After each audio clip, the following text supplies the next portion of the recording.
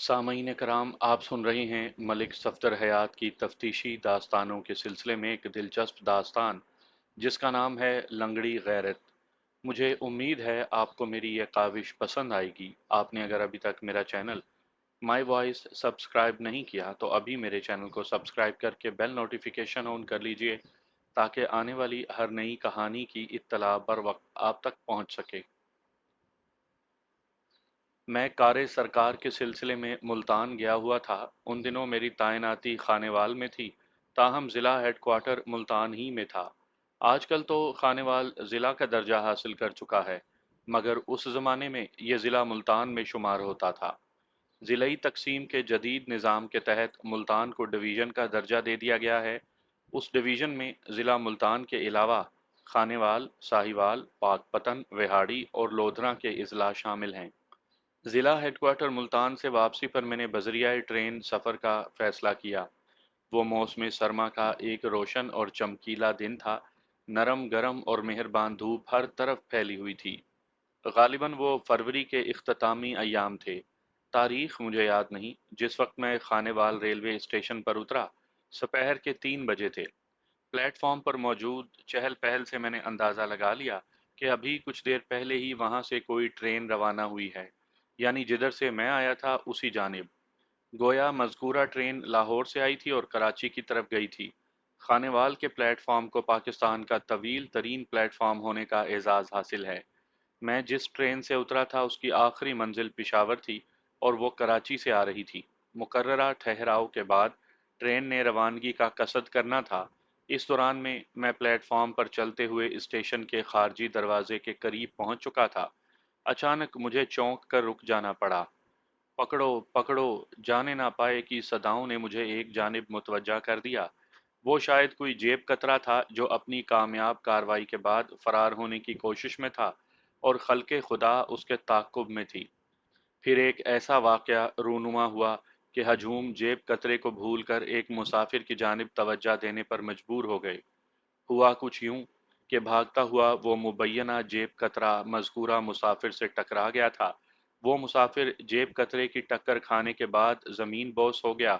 उसके हाथ में पकड़ा हुआ लकड़ी का संदूक हाथ से छूटकर दूर जा गिरा था, और ना सिर्फ दूर जा गिरा था, बल्कि इस खौफनाक झटके से वो खुल भी गया था। खुले हुए संदूक का मंजर बड़ा वहशतनाक था। सेलोफिन की मुख्तलिफ थैलियों में पैक इंसानी आज़ा संदूक के अंदर से झांक रहे थे। सबसे ज्यादा भयानक मंजर उस थैली का था जिसमें एक मर्दाना सर पैक था। मैंने एक ही नज़र में अंदाज़ा लगा लिया था कि वो तमाम पैक शुदा इंसानी आज़ा किसी एक ही बदनसीब इंसान के थे।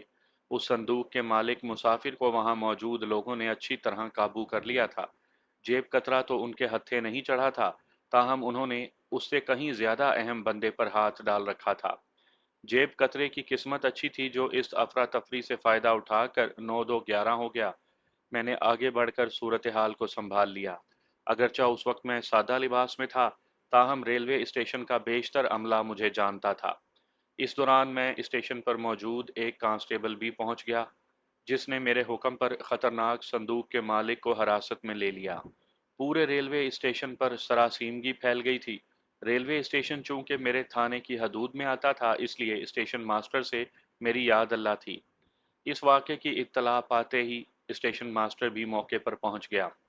मैंने सबसे पहले खुले हुए चौबी संदूक का जायजा लिया। वो एक दरमियाने साइज का पुराना सा संदूक था।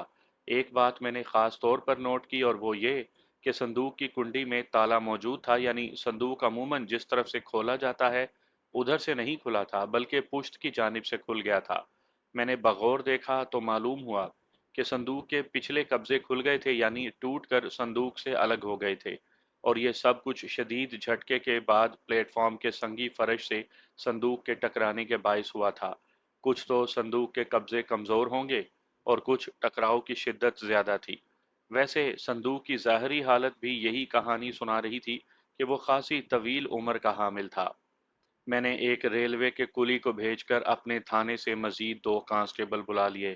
थोड़ी ही देर के बाद मैं जाए वकुआ का नक्शा तैयार कर चुका था। इस दौरान में संदूक के मालिक को हथकड़ी पहना दी गई थी। मैंने मौके पर मौजूद 2-4 अफराद के मुख्तसर बयानात कलम बंद किए और फिर असल शख्स की जानिब मुतवज्जा हुआ। मेरी डांट डपट और हल्की फुल्की खातिर तवाज़े के बाद भी वो कुछ बताने पर तैयार नहीं हुआ, तो एक कांस्टेबल ने मशवरा दिया, मलिक साहब, इस गूंगे की औलाद को थाने ले चलें, यह टेढ़ी उंगली वाला केस है जनाब। मैंने कहा, वाकई मुझे भी लगता है कि सीधी उंगली से बात नहीं बनेगी। सबसे पहले इसकी जामिया तलाशी लो। कांस्टेबल मेरे हुक्म के बमूद जब मज़कूरा मुसाफिर की तलाशी लेने में मसरूफ़ हो गया, मैं मौके की ज़रूरी कार्रवाई निपटाने लगा। 2 मिनट के अंदर अंदर कांस्टेबल ने उस शख्स के लिबास का दस्ती एक्सरे कर लिया। उस जामिया तलाशी से निहायत ही कम सामान बरामद हुआ। 45 रुपए की नकदी और एक रेलवे टिकट। वो टिकट लाहौर से मुल्तान तक का था। इसका वाज़ेह मतलब यही था कि वो शख्स लाहौर से आया था और मुल्तान जा रहा था, और ये बात भी साबित होती थी कि वो इसी ट्रेन से उतरा था जो मेरे खानेवाल पहुंचने से थोड़ी देर पहले रवाना हुई थी। क्या नाम है तुम्हारा? मैंने उसकी आंखों में घूरते हुए तेज लहजे में दरियाफ्त किया। वो जवाब देने के बजाय खौफजदा नजरों से गिरदो नवाह का जायजा लेने लगा। उसका अंदाज ऐसे ही था जैसे वो फरार का इरादा रखता हो। एक कांस्टेबल ने उसकी पिंडली पर ठुड्डा रसीद करते हुए कहा, ओए बागड़ बिल्ले, क्या तुम गूंगे होने के साथ साथ बहरे भी हो? सुना नहीं तुमने, मलिक साहब ने कुछ पूछा है? अपनी बात खत्म करते ही कांस्टेबल ने उसकी गर्दन पर एक झापड़ भी रसीद कर दिया।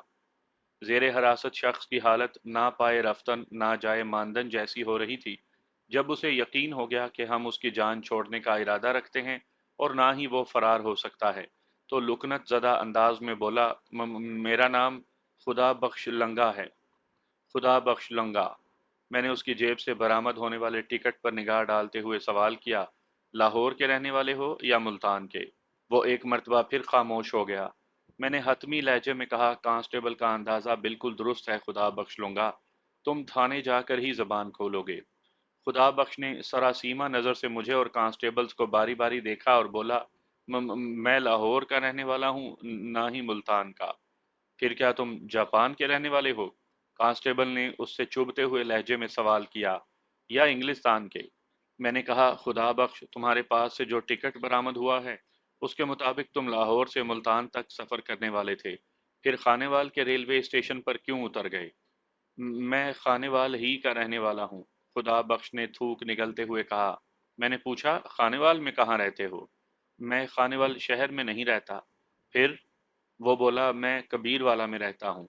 कबीरवाला में किस जगह? कबीरवाला कोई छोटी मोटी जगह नहीं है। अल्लाहाबाद, अलीपुर, बिलावलपुर, हसनपुर, हशमत मराली, रसूलपुर, सरदारपुर, शेरगढ़, किस इलाके से ताल्लुक़ है तुम्हारा? मेरी फराहम करदा मालूमात पर उसकी आंखें हैरत से फैल गईं। वो जल्दी से बोला, जनाब, मैं शेरगढ़ का रिहायशी हूँ। लाहौर क्या लेने गए थे? मैंने पूछा। वो खामोश रहा, उसकी नज़र झुकी हुई थी। मैंने पूछा, अगर तुम्हें खानेवाल के स्टेशन पर उतरना था तो फिर मुल्तान तक का टिकट क्यों लिया?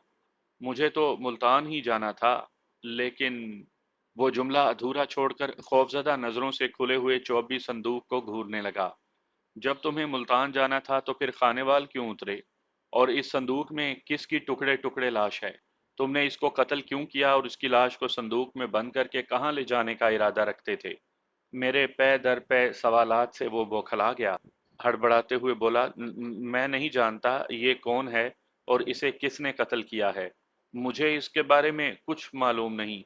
वो एक मर्तबा फिर पटड़ी से उतरने लगा। मैंने कहा, खुदा बख्श, एक बात कान खोल कर सुन लो।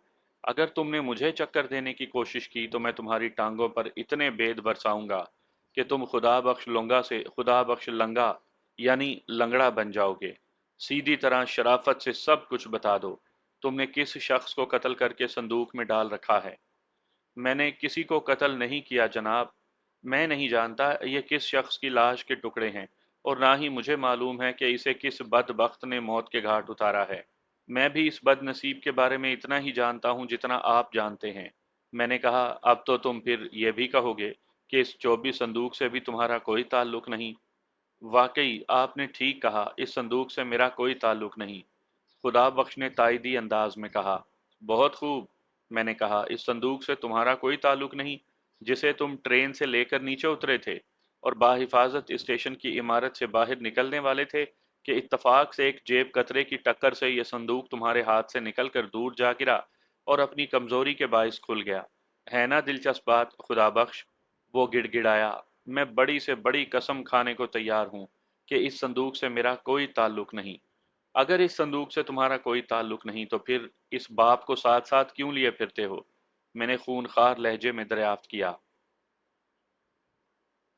ایک مرتبہ پھر اس نے جواب دینے کے بجائے نگاہ نیچی کر لی۔ خدا بخش کے اس عمل میں مجھے کوئی غیر معمولی بات محسوس ہو رہی تھی، تاہم میرے ذہن میں اس غیر معمولی بات کی واضح تصویر نہیں تھی، اور سرے دست میں اسے کوئی معنی پہنانے سے بھی قاصر تھا۔ میں نے جھکی ہوئی نظر والے خدا بخش لنگا کا بغور جائزہ لیا۔ اس کی عمر لگ بھگ 35 سال تھی، صحت قابل رشک اور قد دراز، وہ عام سی شکل و صورت کا مالک ایک عام سا انسان تھا۔ اس کے چہرے پر مجھے ایسی کوئی بات نظر نہ آئی جو کہ قاتلوں کے چہروں سے حویدہ ہوتی ہے۔ ممکن ہے وہ کوئی بہت ہی پہنچا ہوا قاتل ہو اور اپنے چہرے کے تاثرات کو چھپانے کا فن جانتا ہو۔ میں نے تنبیہی لہجے میں کہا، خدا بخش، یہاں پر ایسے کئی معتبر گواہ موجود ہیں جنہوں نے اس صندوق کو تمہارے پاس دیکھا ہے۔ تم اس صندوق کی ملکیت سے انکار نہیں کر سکتے، اور نہ ہی اس میں پائی جانے والی ٹکڑے ٹکڑے لاش سے لا تعلقی ظاہر کر سکتے ہو۔ میں کچھ نہیں جانتا، وہ ہذیانی انداز میں بولا۔ میں اس صندوق اور لاش کے بارے میں کچھ نہیں جانتا، میں بے گناہ ہوں، میں نے کسی کو قتل نہیں کیا۔ کانسٹیبل نے ہتھ کڑی کو ایک جھٹکا دیتے ہوئے مجھے مخاطب کیا، ملک صاحب، یہ کمبخت لاتوں کا بھوت ہے، باتوں سے نہیں مانے گا۔ اس کا شافی علاج ہمارے تھانے کے حوالات میں ہی کیا جا سکتا ہے۔ ٹھیک کہتے ہو، میں نے سوچتے ہوئے کہا، مجھے بھی یہی محسوس ہونے لگا ہے۔ ہمارے ان مکالموں پر خدا بخش نے کسی رد عمل کا اظہار نہیں کیا اور خاموشی سے گردن جھکائے کھڑا رہا۔ میں نے ضروری کارروائی نمٹانے کے بعد صندوق سمیت اس نامعلوم شخص کی ٹکڑے ٹکڑے لاش کو مقامی سرکاری ہسپتال بغرض پوسٹ مارٹم روانہ کر دیا اور خدا بخش لونگا کو تھانے لے آیا۔ تھانے پہنچ کر میں نے خدا بخش کو ایک ہٹے کٹے حوالدار کے حوالے کیا کہ اس سورما کی زبان کا آپریشن کرنا ہے۔ حوالدار میر داد۔ ہو جائے گا ملک صاحب، حوالدار نے سر تاپا خدا بخش کا جائزہ لیتے ہوئے کہا۔ آپ بے فکر ہو جائیں جناب، میں تنی منٹی یعنی 3 منٹ میں اس کی زبان کھلوا دوں گا۔ 3 منٹ نہیں، میں تمہیں پورا 1 گھنٹہ دیتا ہوں، میں نے کہا۔ ٹھیک 1 گھنٹے کے بعد اسے میرے کمرے میں لے آنا۔ سمجھ گئے نا؟ بڑی چنگی طرح سمجھ گیا جناب، میں اس کو بالکل چالو کر کے لاؤں گا۔ چل لوئے سرکاری سانڈ، آگے لگ۔ میں تھانے سے ملحقہ اپنے سرکاری کوارٹر میں آ گیا۔ اس وقت تک عصر کی نماز کی اذان ہو چکی تھی۔ میں نے لباس تبدیل کر کے نماز ادا کی اور پھر وردی پہن کر تھانے چلا آیا۔ میں اپنے کمرے میں آ کر بیٹھا ہی تھا کہ ایک کانسٹیبل نے آ کر پوچھا، ملک صاحب، چائے چلے گی؟ اس وقت میں واقعی چائے کی طلب محسوس کر رہا تھا۔ میں نے جلدی سے کہا، بالکل چلے گی۔ جب میر داد کمرے میں داخل ہوا تو اس کے چہرے سے جوش اور مسرت کا اظہار ہو رہا تھا، جس سے میں نے اندازہ لگایا کہ وہ اپنے مقصد میں خاصی حد تک کامیاب رہا تھا۔ کیا رپورٹ ہے میر داد؟ رپورٹ حوصلہ افزا ہے ملک صاحب۔ کچھ بتایا اس نے صندوق اور لاش کے بارے میں؟ اس سلسلے میں تو وہ مسلسل اپنی لا علمی کا اظہار کر رہا ہے۔ میں نے پوچھا، پھر کیا کامیابی ہوئی ہے؟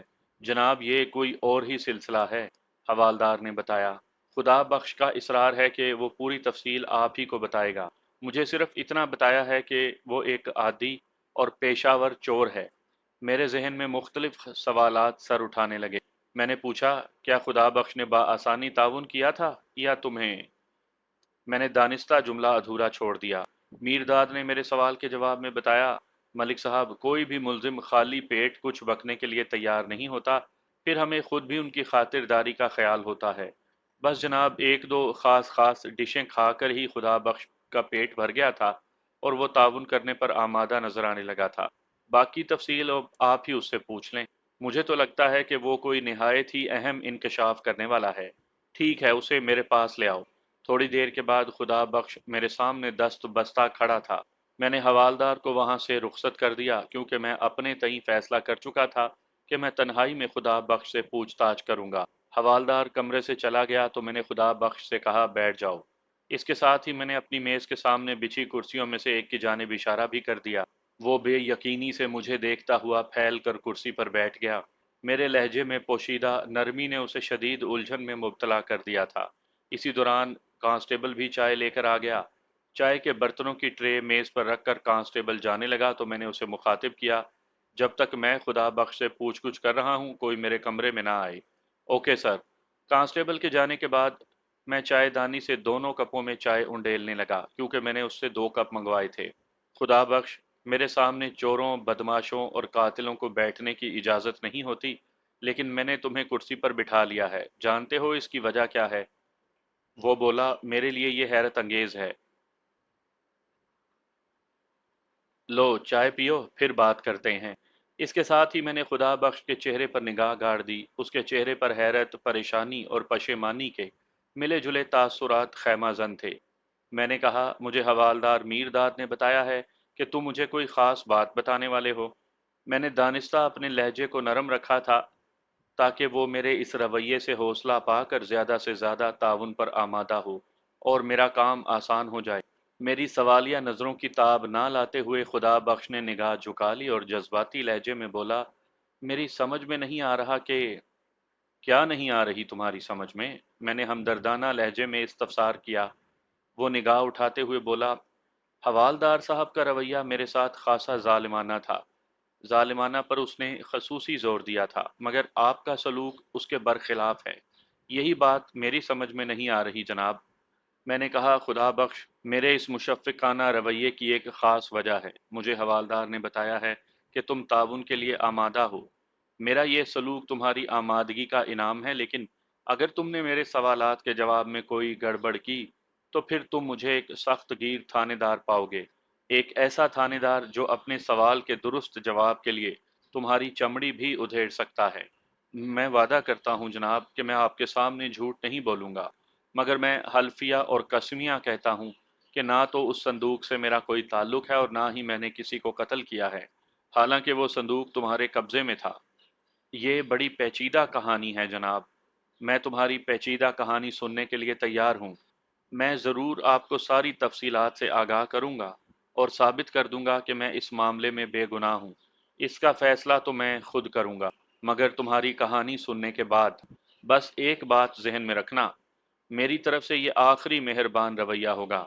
तुम चाहो तो इससे फ़ायदा उठाकर खुद को बेकसूर साबित कर दो, या फिर झूठ से काम लेते हुए अपने लिए कैदो बंद की सऊबतें समेट लो। याद रखना, जब तुम पर से मेरी मेहरबानी का साया उठ गया, तो फिर तुम एक अजियतनाक जिंदगी के हवाले कर दिए जाओगे। मेरी तौबा, वो कानों को हाथ लगाते हुए बोला, मेरे बाप दादा की तौबा जो किसी किस्म की गलत बयानी से काम लूं। बस तो फिर शुरू हो जाओ। उसने चाय का आखिरी घूंट लेने के बाद खाली प्याली को मेज पर रखा और ख्यालों में खो गया। उसका अंदाज ऐसा था जैसे बहुत कुछ याद करने की कोशिश कर रहा हो। थोड़ी देर तक वो अपने जहन में मुंतशिर ख्यालात को मुजतमा करता रहा, फिर बोला, उसके बयान करदा हालात व वाक़यात और हक़ाइक़ को मुरतब करके मैं उनका खुलासा आपकी खिदमत में पेश करता हूँ, ताकि आगे बढ़ने से पहले आपका जहन इस केस के पसे मंज़र से पूरी तरह आगाह हो जाए। खुदा बख्श मौजा शेरगढ़ का रहने वाला था, जो कबीरवाला का एक गांव था। खुदा बख्श शेरगढ़ में अकेला ही रहता था। उसके करीबी रिश्तेदारों में से कोई इस गांव में नहीं था। खुदा बख्श शादीशुदा था, मगर अभी तक लावल्द ही था। उसकी बीवी के बारे में मशहूर था कि वो एक बांझ औरत थी, ताहम इस बारे में मुतजाद आरा पाई जाती थी। बाज़ लोगों के मुताबिक नुक्स खुदा बख्श में था। खुदा बख्श ने अपने गांव में यह बात फैला रखी थी कि वो चलता फिरता कारोबार करता है, यानी एक शहर से मुख्तलिफ शहर में चीज़ें खरीद कर ज़्यादा कीमत पर दूसरे शहर में बेच देता है। इस सिलसिले में उसे अक्सर सफ़र में रहना पड़ता था। हफ्ते 10 दिन में वो एक चक्कर अपने गांव शेरगढ़ का भी लगा लेता। बीवी को खर्चा वगैरह देकर वो दोबारा गांव से रुखसत हो जाता। खुदा बख्श का ये सफरी व्यापार महज ढकोसला था। वो गांव के लोगों से झूठ बोलता था और हकीकत में वो एक आदी चोर था और उसका तरीका वारदात बड़ा अनोखा था। उसकी सरगर्मियों का इलाका लाहौर से मुल्तान तक का था। वो ट्रेन में लाहौर से मुल्तान और मुल्तान से लाहौर तक सफ़र करता। दौरान सफ़र में उसके पास कोई सामान वगैरह बिल्कुल नहीं होता था, बल्कि वो तो दूसरों के सामान पर नज़र रखता था। कोई मुसाफिर अगर अपने सामान की जानिब से गफलत का शिकार हो, उधर खुदा बख्श ने उसका सामान पार कर लिया। खुदा बख्श के शिकार के लिए दो जगह बड़ी अहमियत की हामिल थीं, एक लाहौर का रेलवे स्टेशन और दूसरा मुल्तान का रेलवे स्टेशन। मज़कूरा स्टेशन पर जो मुसाफिर अपना सामान भूल जाते थे, वो खुदा बख्श अपने कब्ज़े में कर लेता। خاص طور پر لاہور ریلوے اسٹیشن پر وہ پوری گاڑی کا سروے کرتا اور جو بھی چیز لاوارث پڑی ملتی اسے اٹھا لیتا۔ ازیں علاوہ وہ ایک اور انداز میں بھی ہاتھ کا ہنر دکھاتا تھا۔ لاہور اور ملتان کے درمیان اگر کوئی اکیلا مسافر اس سے یہ کہہ کر نیچے اترتا کہ میرے سامان کا خیال رکھنا، میں ذرا نیچے سے پانی لے آؤں یا کھانے پینے کی کوئی چیز لے آؤں، خدا بخش اسے یقین دلاتا کہ وہ بے فکر ہو کر جائے۔ مذکورہ مسافر کے نیچے اترتے ہی باقی مسافروں سے نگاہ بچا کر خدا بخش اس کا سامان یا سامان میں سے کوئی اہم چیز اٹھا کر نیچے اتر جاتا۔ اس کے پاس ملتان سے لاہور اور لاہور سے ملتان تک کا ٹکٹ ہوتا تھا، اس لیے کسی قسم کی دقت کا سامنا نہیں کرنا پڑتا تھا۔ اس قسم کی دھوکہ دہی اور چوری چکاری میں اکثر اسے قیمتی چیزیں ہی ہاتھ لگتی تھیں۔ کبھی کبھار کوئی بیش قیمت چیز اس کے ہاتھ چڑھ جاتی تو اس کے وارے نیارے ہو جاتے۔ خدا بخش اپنا یہ مخصوص کاروبار جاری رکھے ہوئے تھا کہ وقوعہ کے روز لاہور سے ملتان جاتے ہوئے ایک مسافر کا وہ 24 صندوق اس کے ہاتھ لگ گیا اور وہ ملتان جانے کے بجائے خانیوال کے ریلوے اسٹیشن پر ہی اتر گیا تھا۔ وہ یہی سمجھا تھا کہ مذکورہ صندوق میں کوئی قیمتی چیز یا چیزیں ہوں گی، مگر شومئی قسمت کے اس صندوق میں سے ایک مردانہ لاش کے پارچہ جات برآمد ہوئے۔ اگر اتفاقیہ طور پر خانیوال کے پلیٹ فارم پر جیب کترے والا واقعہ پیش نہ آیا ہوتا تو عین ممکن تھا کہ صندوق کا راز فاش نہ ہوتا اور خدا بخش اسے اپنے ٹھکانے تک پہنچانے میں کامیاب ہو جاتا، مگر اس کا کیا کیجیے کہ یہ بھانڈا بیچ چوراہے کے ہی پھوٹنا تھا۔ خدا بخش اپنی کوتاہیوں یعنی چوری چکاری اور دھوکہ دہی وغیرہ کا اعتراف کرنے کے بعد بتانے لگا، تھانے دار صاحب جو سچ تھا وہ میں نے آپ کے سامنے پیش کر دیا، اب آپ جو چاہیں مجھے سزا دیں، میں اف تک نہیں کروں گا۔ میں نے کہا تمہاری سزا کے بارے میں تو میں بعد میں فیصلہ کروں گا، پہلے تمہارے بیان کی تصدیق یا تردید ضروری ہے۔ اگر تمہارا بیان 100% درست ثابت ہوا تو میں تمہارے ساتھ ممکنہ نرمی برتنے کی کوشش کروں گا، بصورت دیگر جو تمہارا حشر ہوگا اسے دنیا دیکھے گی اور عبرت پکڑے گی۔ میں ہر آزمائش کے لیے تیار ہوں، وہ بولا۔ اس کے انداز میں اعتماد تھا۔ مجھے محسوس ہوا کہ وہ صندوق سے برآمد ہونے والی لاش کے بارے میں واقعی لا علم ہے اور یہ کہ اس شخص کے قتل میں بھی اس کا کوئی ہاتھ نہیں تھا، تاہم میں اپنے احساسات کی بنا پر اسے چھوڑ نہیں سکتا تھا۔ اس کی گھسائی بہت ضروری تھی۔ میں اسے حوالات میں رکھنے کا فیصلہ کر چکا تھا۔ میں نے کہا خدا بخش اگر میں تمہارے بیان پر یقین کر بھی لوں تب بھی بہت سے سوالات جواب طلب ہیں اور ان کے جواب تمہیں دینا ہی ہوں گے۔ پوچھیں سرکار، میں ہر سوال کا درست جواب دوں گا۔ میں نے پوچھا کیا تم مقتول کو پہچانتے ہو؟ اس نے نفی میں گردن ہلائی۔ نہیں جناب۔ کیا اس سے پہلے تم نے اس شخص کو کہیں دیکھا ہو؟ اس کا جواب پھر نفی میں تھا۔ میں نے پوچھا کہ تم نے بتایا ہے کہ تم آج لاہور سے گاڑی میں بیٹھے تھے، کیا اس 24 صندوق کا مالک مسافر بھی لاہور ہی سے ٹرین میں سوار ہوا تھا؟ نہیں تھانے دار صاحب، وہ شخص ساہیوال کے اسٹیشن سے ٹرین میں سوار ہوا تھا۔ کیا وہ تمہارے قریب بیٹھا تھا؟ خدا بخش مجھے بتا چکا تھا کہ وہ صندوق بردار شخص اکیلا تھا اور وہ ایک بھرپور جوان تھا۔ جی ہاں، وہ میرے برابر والی سیٹ پر بیٹھا تھا۔ تم ٹرین کے کس درجے میں سفر کر رہے تھے؟ تھرڈ کلاس میں، اس کا جواب تھا۔ اس زمانے میں ٹرین میں فرسٹ، سیکنڈ اور تھرڈ کلاس کے درجے ہوتے تھے۔ آج کل تو سیکنڈ اور تھرڈ کلاس کو ختم کر کے اکانومی کا نام دے دیا گیا ہے۔ ایئر کنڈیشن کلاس ہنوز موجود ہے۔ میں نے پوچھا تم دونوں کے آس پاس کتنے افراد تھے؟ میرا مطلب ہے کہ ٹرین میں زیادہ رش تھا یا مسافر معمول کے مطابق ہی تھے؟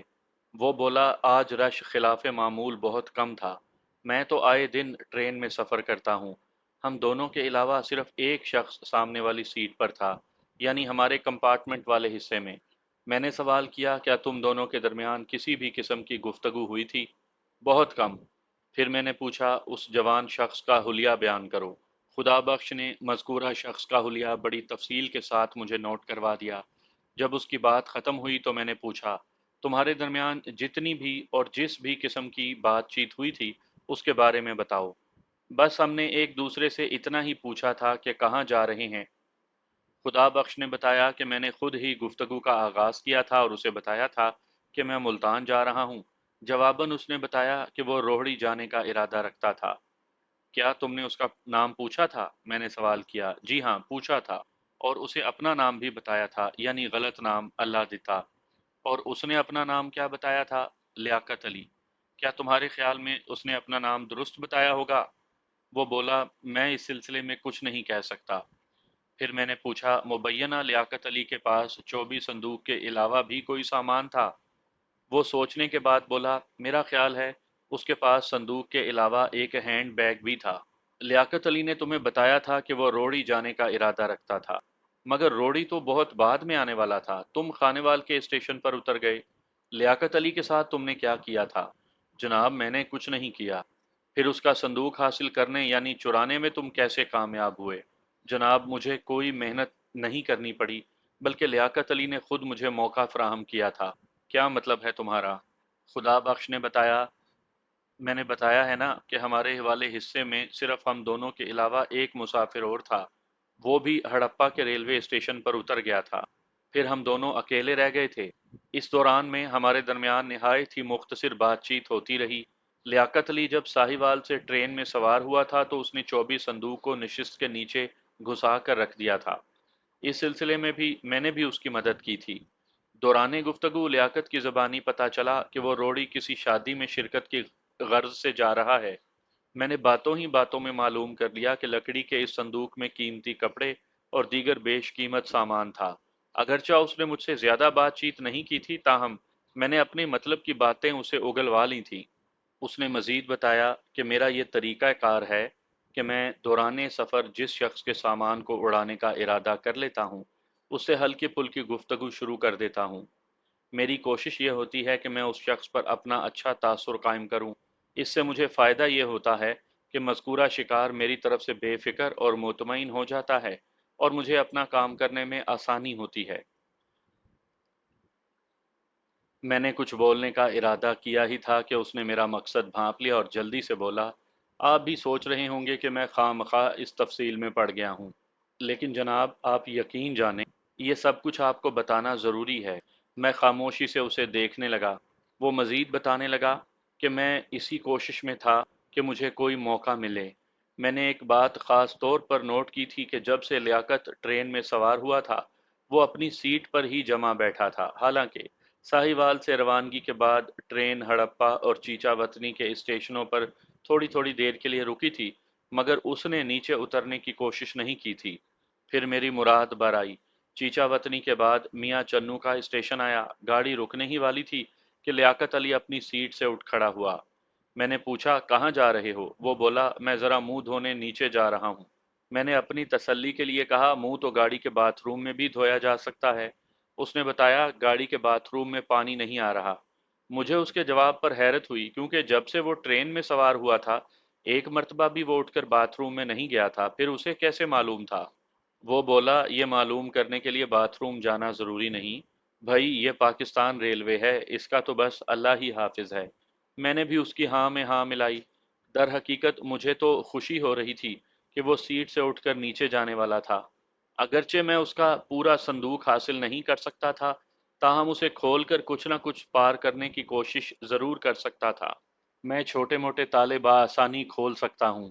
मैंने लियाकत से कहा कि यार ज़रा जल्दी आ जाना, यहाँ गाड़ी ज़्यादा देर नहीं रुकती। ये बात मैंने अपनी तसल्ली की खातिर कही थी। वो बेपरवाही से बोला, तुम बस मेरे सामान का ख्याल रखना, मैं मुंह धोकर आता हूँ। बस समझो यूं गया और यूं आया। थानेदार साहब, लियाकत ने अपने कौल के निस्फ हिस्से पर अमल किया। वो यूं गया तो, मगर यूं आया नहीं। मैंने इस दौरान संदूक का ताला खोलने की बहुत कोशिश की, लेकिन मुझे इसका भरपूर मौका ना मिल सका, क्योंकि गाड़ी रुकते ही चंद मुसाफिर हमारे वाले हिस्से में आ गए थे। उन्होंने यही समझा होगा कि मैं अपने सामान के साथ मसरूफ़ हूँ। इसी दौरान में गाड़ी भी चल पड़ी और मैं तशवीशनाक नज़रों से बाहर प्लेटफॉर्म को तकने लगा, जहाँ दूर दूर तक लियाकत का नामो निशान तक नहीं था। पहले पहल तो मैं समझा कि वो जल्दी में किसी दूसरी बोगी में चढ़ गया है और थोड़ी ही देर में अपनी असल जगह पर आ जाएगा। ऐसा अमूमन हो जाता है। मैं मुतलाशी नज़रों से लियाकत अली को देखता रहा, मगर जब वो 10-15 मिनट तक भी दिखाई नहीं दिया तो मेरे सीने से इत्मीनान का सांस खारिज हुआ। इसका अब एक ही मतलब था, यानी वो ट्रेन में सवार नहीं हो सका था। मुझे इस बात से खुशी का एहसास हुआ कि ट्रेन का अगला स्टेशन खानेवाल था और मेरा इरादा यही था कि मैं उस स्टेशन पर उतरकर दुनिया के हंगामे में गुम हो जाऊंगा। और फिर तुमने ऐसा ही किया। जी, मैं और क्या करता? मैंने कहा, यकीनन तुम यही करते जो तुमने किया। तुम्हारे लिए ये कोई सुनहरी मौके से कम नहीं था, और तुमने अपनी दानिश में मैदान मार लिया था, मगर तकदीर तुम्हारा मजाक उड़ाने पर तुली बैठी थी। तुम लियाकत अली के संदूक को पार करते करते खुद आर पार हो गए। वो कुछ नहीं बोला। मैंने एक और जाविये से सवाल किया, खुदा बख्श एक बात बताओ, अगर तुम खानेवाल प्लेटफॉर्म पर पकड़े ना जाते और बखैर व आफियत संदूक को निकाल कर ले जाने में कामयाब हो जाते, फिर तुम्हारा रद्द अमल क्या होता? यानी मेरा मतलब है कि इस संदूक में कीमती अशिया वगैरह के बजाय जब किसी मर्दाना लाश के टुकड़े बरामद होते तो तुम क्या करते? वो दो घड़ी सोचने के बाद बोला, सच सच बताऊं जनाब, तुम सच बोलने का वादा कर चुके हो। मैंने उसे याद दिलाया, सच्ची बात तो ये है जनाब कि मैं खामोशी से इस संदूक को किसी वीरान जगह पर छोड़ देता, फिर इस वाक़े को जहन से फरामोश कर देता। मैंने कहा, इस सूरत में तुम कानून की नज़र में ख़तावार ठहरते, क्योंकि अख़फ़ाए ज़ात खुद जराइम के ज़ुमरे में आता है। जनाब, मेरा छोटा सा दिमाग इतनी गहरी बात नहीं सोच सकता। खैर, दिमाग तो तुम्हारा छोटा नहीं खुदा बख्श। तुम जिस किस्म की सरगर्मियों में मुलविस हो, उनके लिए इंसान का शातिर दिमाग होना ज़रूरी है। उसने नदामत आमेज अंदाज में गर्दन झुका ली। मैंने कहा, खुदा बख्श, तुमने बताया था कि लियाकत नामी उस शख्स के पास उस 24 संदूक के अलावा एक दस्ती थैला भी था। वो तुम्हारे पास से बरामद नहीं हुआ, उसके बारे में क्या कहते हो? खुदा बख्श ने जवाब दिया, जनाब, लियाकत अली का वो थैला मेरे हाथ नहीं लग सका था। जब वो मियाँ चन्नू के रेलवे स्टेशन पर मुंह धोने नीचे उतरा तो थैला अपने साथ ले गया था। ओह! मेरे सीने से एक गहरा सांस खारिज हुआ। फिर तो कुछ नहीं हो सकता।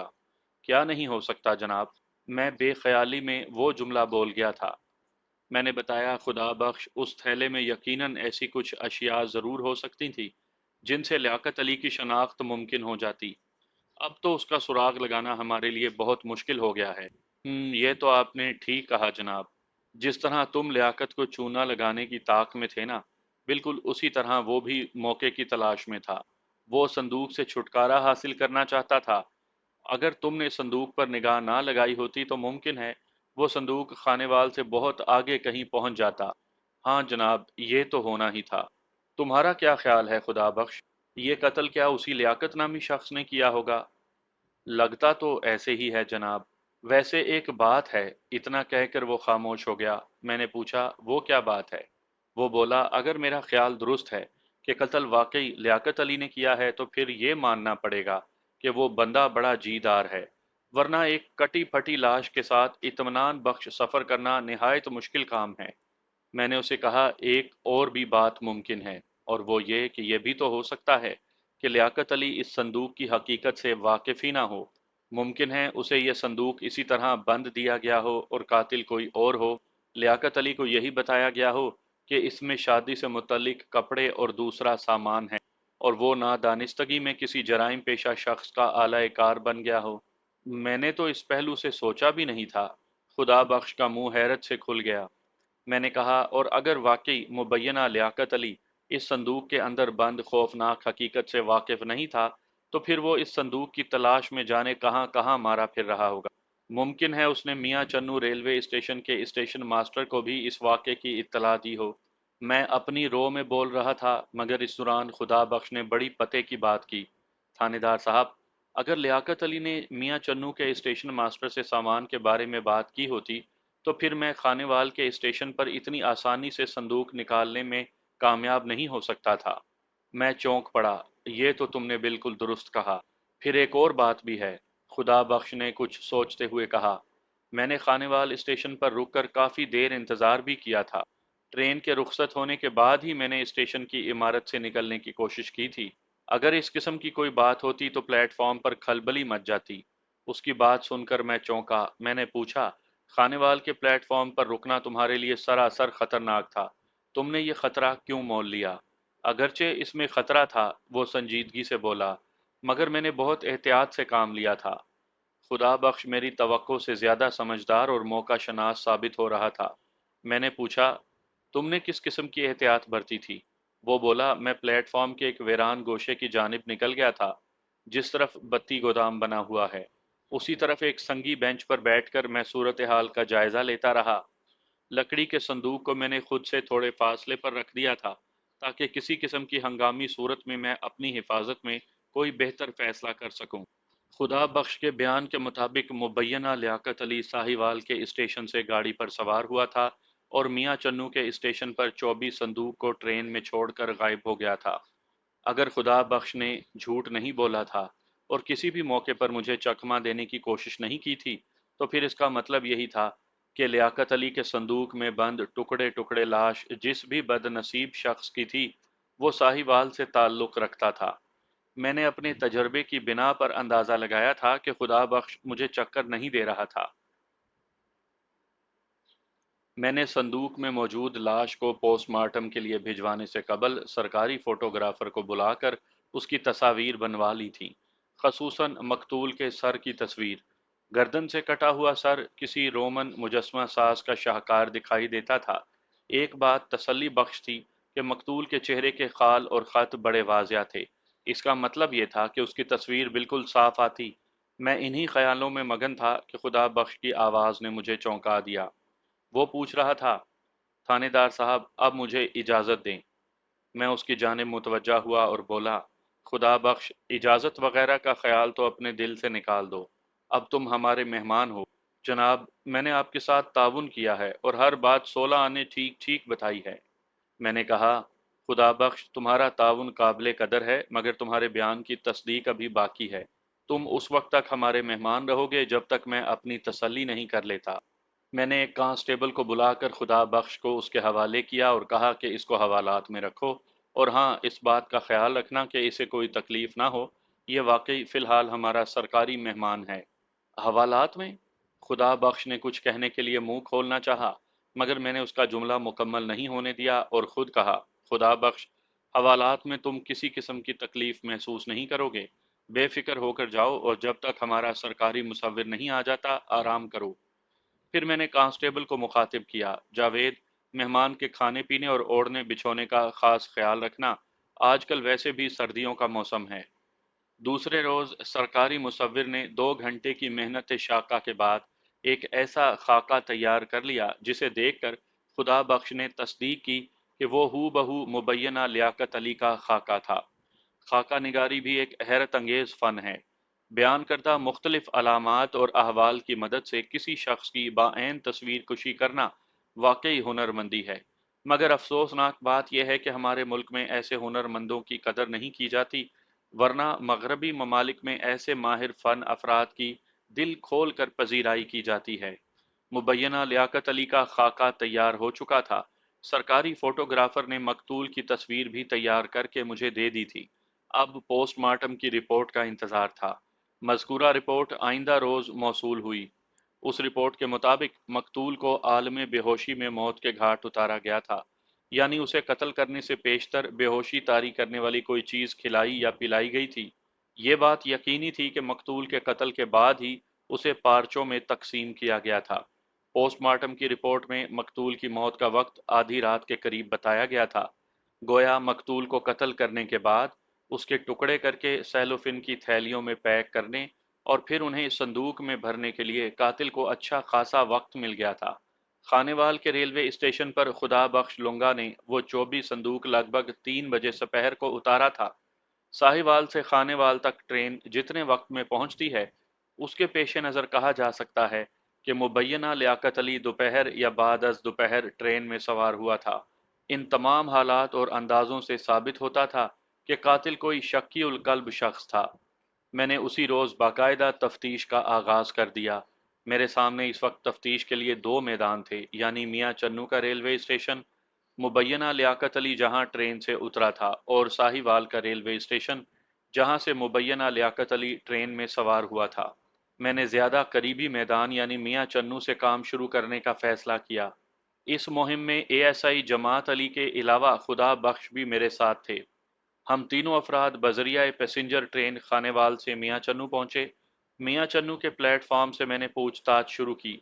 वहां मौजूद कुलियों को मैंने एक जगह जमा किया, फिर मुबैना लियाकत अली का खाका उन्हें दिखाकर सवाल किया। 2 रोज पहले लगभग 2 बजे दोपहर आप में से किसी ने इस शख्स को ट्रेन में से उतरकर स्टेशन से बाहर जाते हुए देखा था? मैं और एएसआई इस वक्त वर्दी में थे, इसलिए कुली हजरात पूरी तरह ताउन कर रहे थे। एक अधेड़ उम्र कुली मोहम्मद दीन ने पूछा, थानेदार साहब, आप कौन सी ट्रेन की बात कर रहे हैं? मैंने बताया, वो ट्रेन जो लाहौर से आई थी और कराची जा रही थी। फिर खाके को मोहम्मद दीन की आंखों के नज़दीक करते हुए कहा, इस शख्स का नाम लियाकत अली है। मोहम्मद दीन ने नफ़ी में गर्दन हिलाई और मायूसी से बोला, जनाब, मैंने तो इस शक्ल सूरत के किसी भी शख्स को नहीं देखा। एक और कुली रब नवाज ने पूछा, लियाकत अली के पास कोई सामान वगैरह भी था? एक दस्ती थैला था, मैंने कहा। उसी वक्त एक ख्वांचा बरदार बच्चा हमारे पास आकर खड़ा हो गया। मैं कुलियों की तरफ मुतवज्जा था, लेकिन मैंने महसूस किया कि वो बच्चा बड़ी दिलचस्पी से मुझे देख रहा था। मैं थोड़ी देर तक कुलियों से पूछताछ करता रहा, मगर कोई मुफीद बात मालूम ना हो सकी। उस तरफ से मायूस होकर मैंने प्लेटफॉर्म के दाएं बाएं बनी खोखा नुमा दुकानों से मालूमात हासिल करना चाही, मगर अभी तक कोई कामयाबी नहीं हुई थी। इस दौरान में मैंने वाज़े महसूस किया था कि वो ख्वांचा बरदार बच्चा मुसलसल मेरे ताक़ुब में था। मैंने एक जगह रुक कर उस बच्चे को अपने पास बुलाया। उसकी उम्र कमोबेश 10 साल थी। उसके ख्वांचे में टॉफ़ियाँ, रेवड़ियाँ और सिगरेट वगैरह के पैकेट रखे थे। इसके अलावा सोन हलवा भी था। पूछने पर मालूम हुआ कि उस बच्चे का नाम कदीर था। मैंने जब उससे मुसलसल ताक़ुब के बारे में इस्तफसार किया तो वो मासूमियत से बोला, मेरा ख्याल है मैं आपकी मदद कर सकता हूँ। मैंने चौंक कर उस कमसिन बच्चे को देखा और सवाल किया, क्या तुम्हें मालूम है कि मुझे किस किस्म की मदद दरकार है?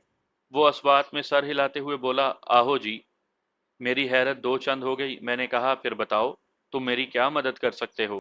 कदीर नामी उस बच्चे ने मेरे हाथ में मौजूद लियाकत अली के खाके की जानिब इशारा करते हुए कहा, आप इस बंदे को ढूंढ रहे हैं ना?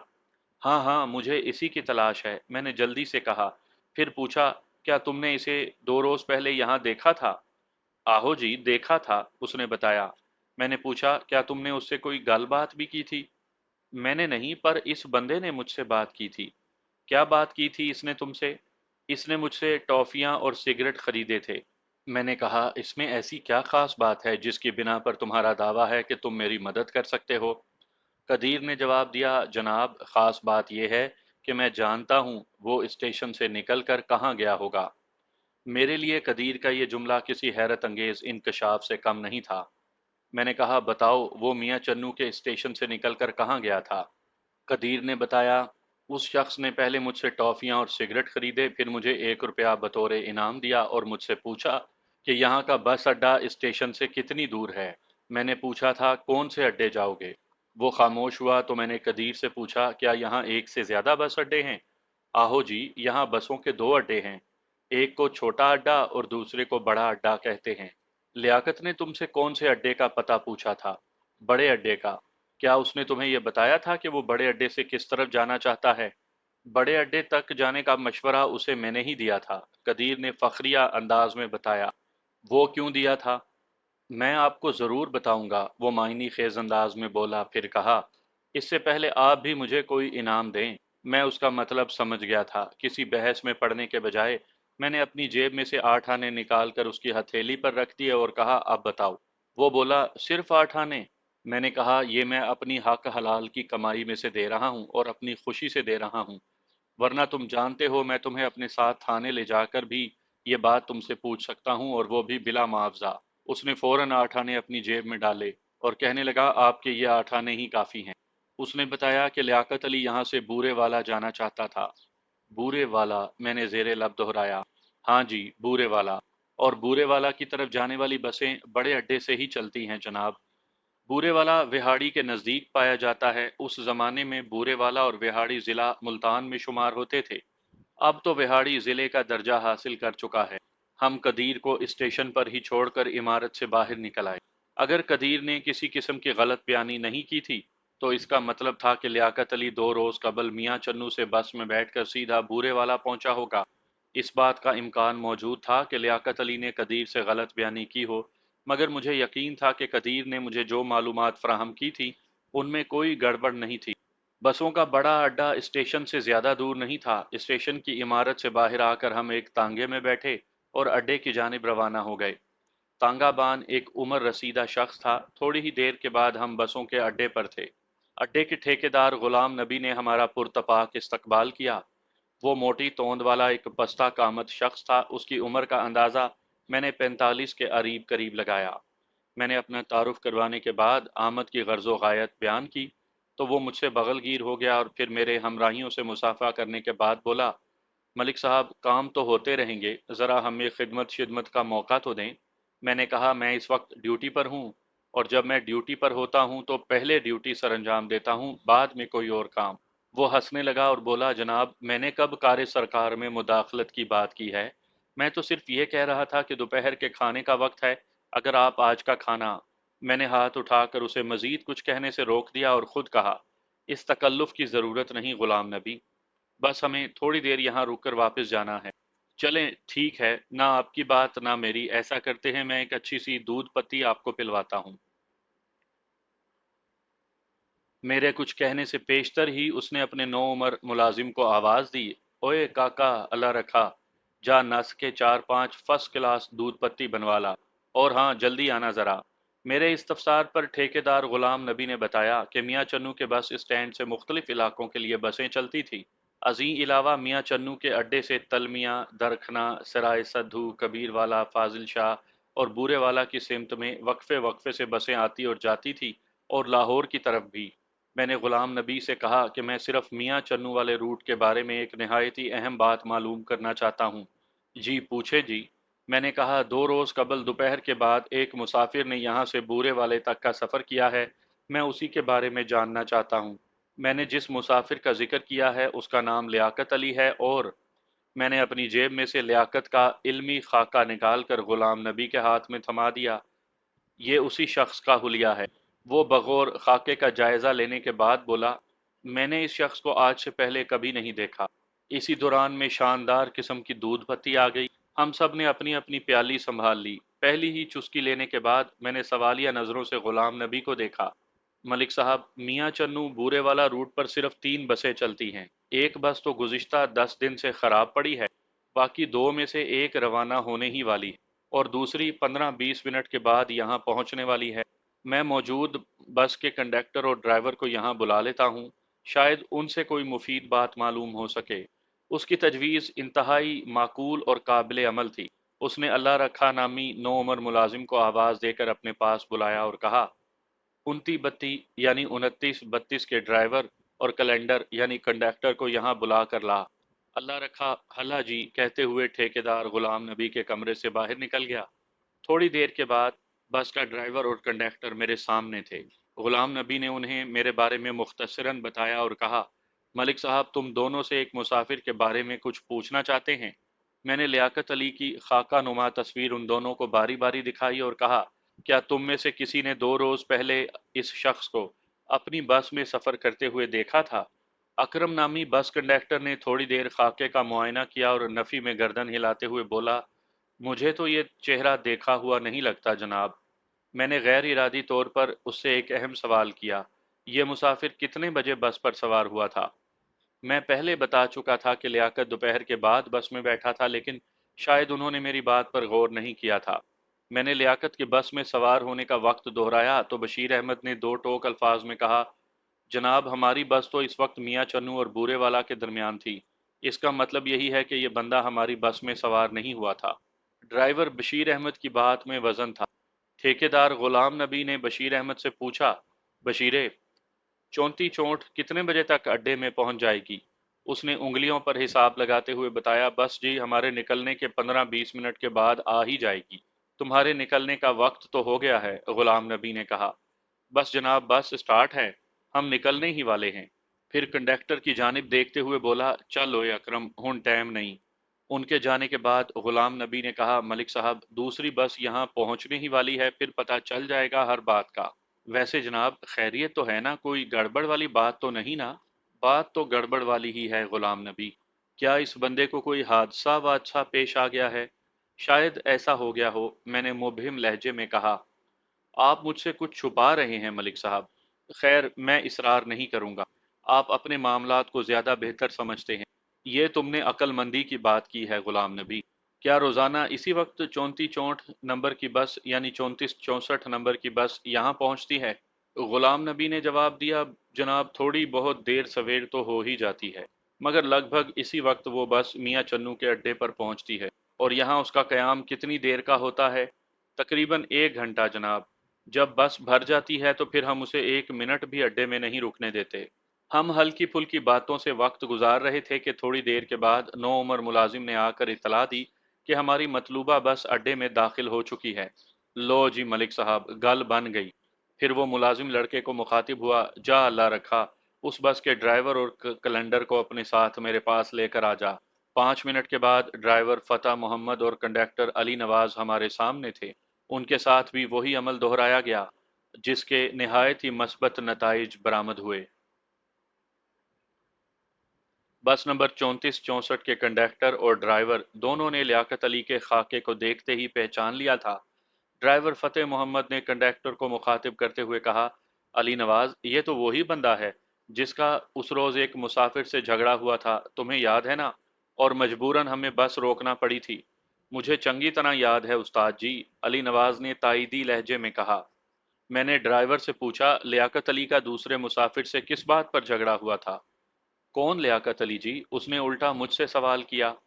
मैंने खाके की तरफ इशारा किया, इस शख्स का नाम लियाकत अली है। अच्छा जी, आप इस बदतमीज को जानते हैं? शायद सवाल करना उसकी आदत में शामिल था। मैंने सख्त लहजे में पूछा, फतेह मोहम्मद, थानेदार तुम हो या मैं? तुम सिर्फ मेरे सवालों के सीधे और सच्चे जवाब दो। अच्छा जी, वो एकदम सीधा हो गया और बताने लगा, लियाकत अली का किसी मुसाफिर से किसी बात पर झगड़ा हुआ था। वो खिड़की की जानिब वाली सीट पर बैठने का मामला था। फतेह मोहम्मद के बजाय अली नवाज ने बताया। काफी देर उन दोनों में तू तकार होती रही। मजबूरन हमें एक जगह रास्ते में बस रोकनी पड़ी और उन दोनों से दरखास्त की कि वो हमारी बस से उतर जाएं तो बेहतर है। मैंने उन दोनों का किराया भी वापस करने की पेशकश कर दी थी। फिर क्या वो दोनों बस से उतर गए थे? मैंने पूछा। तौबा करें जी, ये आपका लियाकत तो बदमाशी पर उतर आया था। कहने लगा, मैं किराया वापस नहीं लूंगा और मुझे हर सूरत अपनी मंजिल पर पहुंचना है। इस सूरत हाल को देखते हुए दूसरे मुसाफिर ने पसपाई इख्तियार कर ली और बस से उतर गया। मैंने उसका किराया वापस कर दिया। बेचारा कोई शरीफ आदमी था। लियाकत वापस बस में बैठा और हमने बस बूरे वाला की जानिब बढ़ा दी। मैंने सवाल किया, उसके बाद तो फिर लियाकत अली ने कोई गड़बड़ नहीं की? नहीं जनाब। मैंने पूछा कि क्या तुम लोगों ने लियाकत अली को बूरे वाला के बस स्टैंड पर ही उतारा था या रास्ते में कहीं उतारा था? वो रास्ते में तो कहीं नहीं उतरा, कंडक्टर अली नवाज ने बताया, मगर अड्डे तक भी नहीं गया था।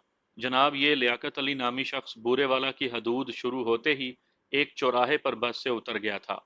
मियाँ चन्नू कोई बहुत बड़ी जगह का नाम नहीं, खसूसन उन दिनों तो ये बहुत ही मुख्तसर इलाका हुआ करता था।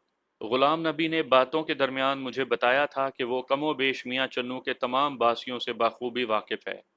अली नवाज और फतेह मोहम्मद का ताल्लुक भी मियाँ चन्नू ही से था। अगर वो तीनों लियाकत अली के बारे में नावाकफियत का इजहार कर रहे थे तो इसका एक ही मतलब था, यानी लियाकत अली का ताल्लुक किसी भी तौर पर मियाँ चन्नू से नहीं था। इस सूरत हाल में दो ही नाम आते थे, पहले नंबर पर साहिवाल और दूसरे नंबर पर बूरे वाला। लियाकत अली इन्हीं दो जगहों में से कहीं का रहने वाला हो सकता था, इसलिए साहिवाल और बूरे वाला को कंगालना जरूरी हो गया था।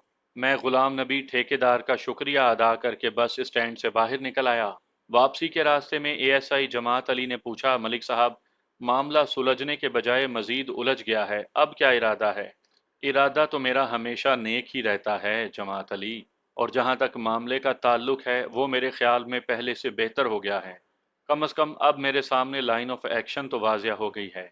जब तक मुबैना लियाकत अली मेरे काबू में नहीं आ जाता, संदूक का राज मुनकशिफ नहीं हो सकता। मुझे अचानक एक बात याद आ गई और मैंने वापस अड्डे पर आकर ड्राइवर फतेह मोहम्मद से पूछा, जिस रोज लियाकत अली नामी उस बदतमीज और झगड़ालू शख्स ने तुम्हारी बस में सफर किया था, उस दिन तुम लोग कितने बजे बूरे वाला पहुंचे थे? वो याद करते हुए बोला, तकरीबन 4:30 बजे शाम। क्या मियाँ चन्नू से बूरे वाले का सफर 2.5 घंटे का है? सफर तो कम वक्त का है जनाब, मगर उस रोज रास्ते में एक जगह बस खराब हो गई थी जिसकी वजह से बहुत सा वक्त जाया हो गया। बस मुझे यही मालूम करना था। मैंने कहा, तुमने यही बताया था ना कि लियाकत अली बस स्टैंड से थोड़ा पहले ही एक चौराहे पर उतर गया था? फतेह मोहम्मद ने कहा, यह बात आपको कैलेंडर अली नवाज ने बताई थी। बहरहाल हकीकत यही है। हम एक मर्तबा फिर मियाँ चन्नू के बस स्टैंड से बाहर निकल आए। एएसआई ने पूछा, मलिक साहब, इन मालूमात से हमें क्या फ़ायदा? फ़ायदे और नुकसान का फैसला मैं थाने पहुंच कर करूंगा। मैंने टालने वाले अंदाज में कहा। फिलहाल तो तुम ये समझो कि हम वापस खानेवाल जा रहे हैं। मेरे रवैये से एएसआई समझ गया था कि कोई ऐसी बात जरूर है जो मैं खुदा बख्श की मौजूदगी में नहीं करना चाहता। कुछ देर के बाद खुदा बख्श ने कहा, थानेदार साहब, मेरा ख्याल है अब आपको मेरी मजीद ज़रूरत तो नहीं होगी। खानेवाल से मैं सीधा कबीर वाला चला जाऊंगा। तुमने ये फैसला कैसे कर लिया कि मुझे तुम्हारी मजीद ज़रूरत नहीं? मैंने उसे कड़े तेवरों से घूरा। वो गड़बड़ाते हुए बोला, वो जनाब, अब तो लियाकत के बारे में मालूम हो ही चुका है कि वो बूरे वाला गया था। इससे क्या साबित होता है खुदा बख्श? मेरा मतलब है, मेरी बात तो सच्ची साबित हो गई कि लियाकत अली मियाँ चन्नू के स्टेशन पर उतरा था। अब आगे वो कहाँ और क्यों गया, इससे मेरा क्या ताल्लुक? मैं तो इस मामले में बेकसूर हूं ना जनाब। तुम्हारी बेगुनाही के बारे में मैं उस वक्त फैसला करूंगा जब लियाकत अली मेरे हाथ आएगा। उसी शाम हम अपने थाने खानेवाल पहुंच गए। जब खुदा बख्श को हवालात में आराम करने की गर्ज से पहुंचा दिया गया तो एएसआई मेरे कमरे में आया और आते ही मुस्तफसिर हुआ।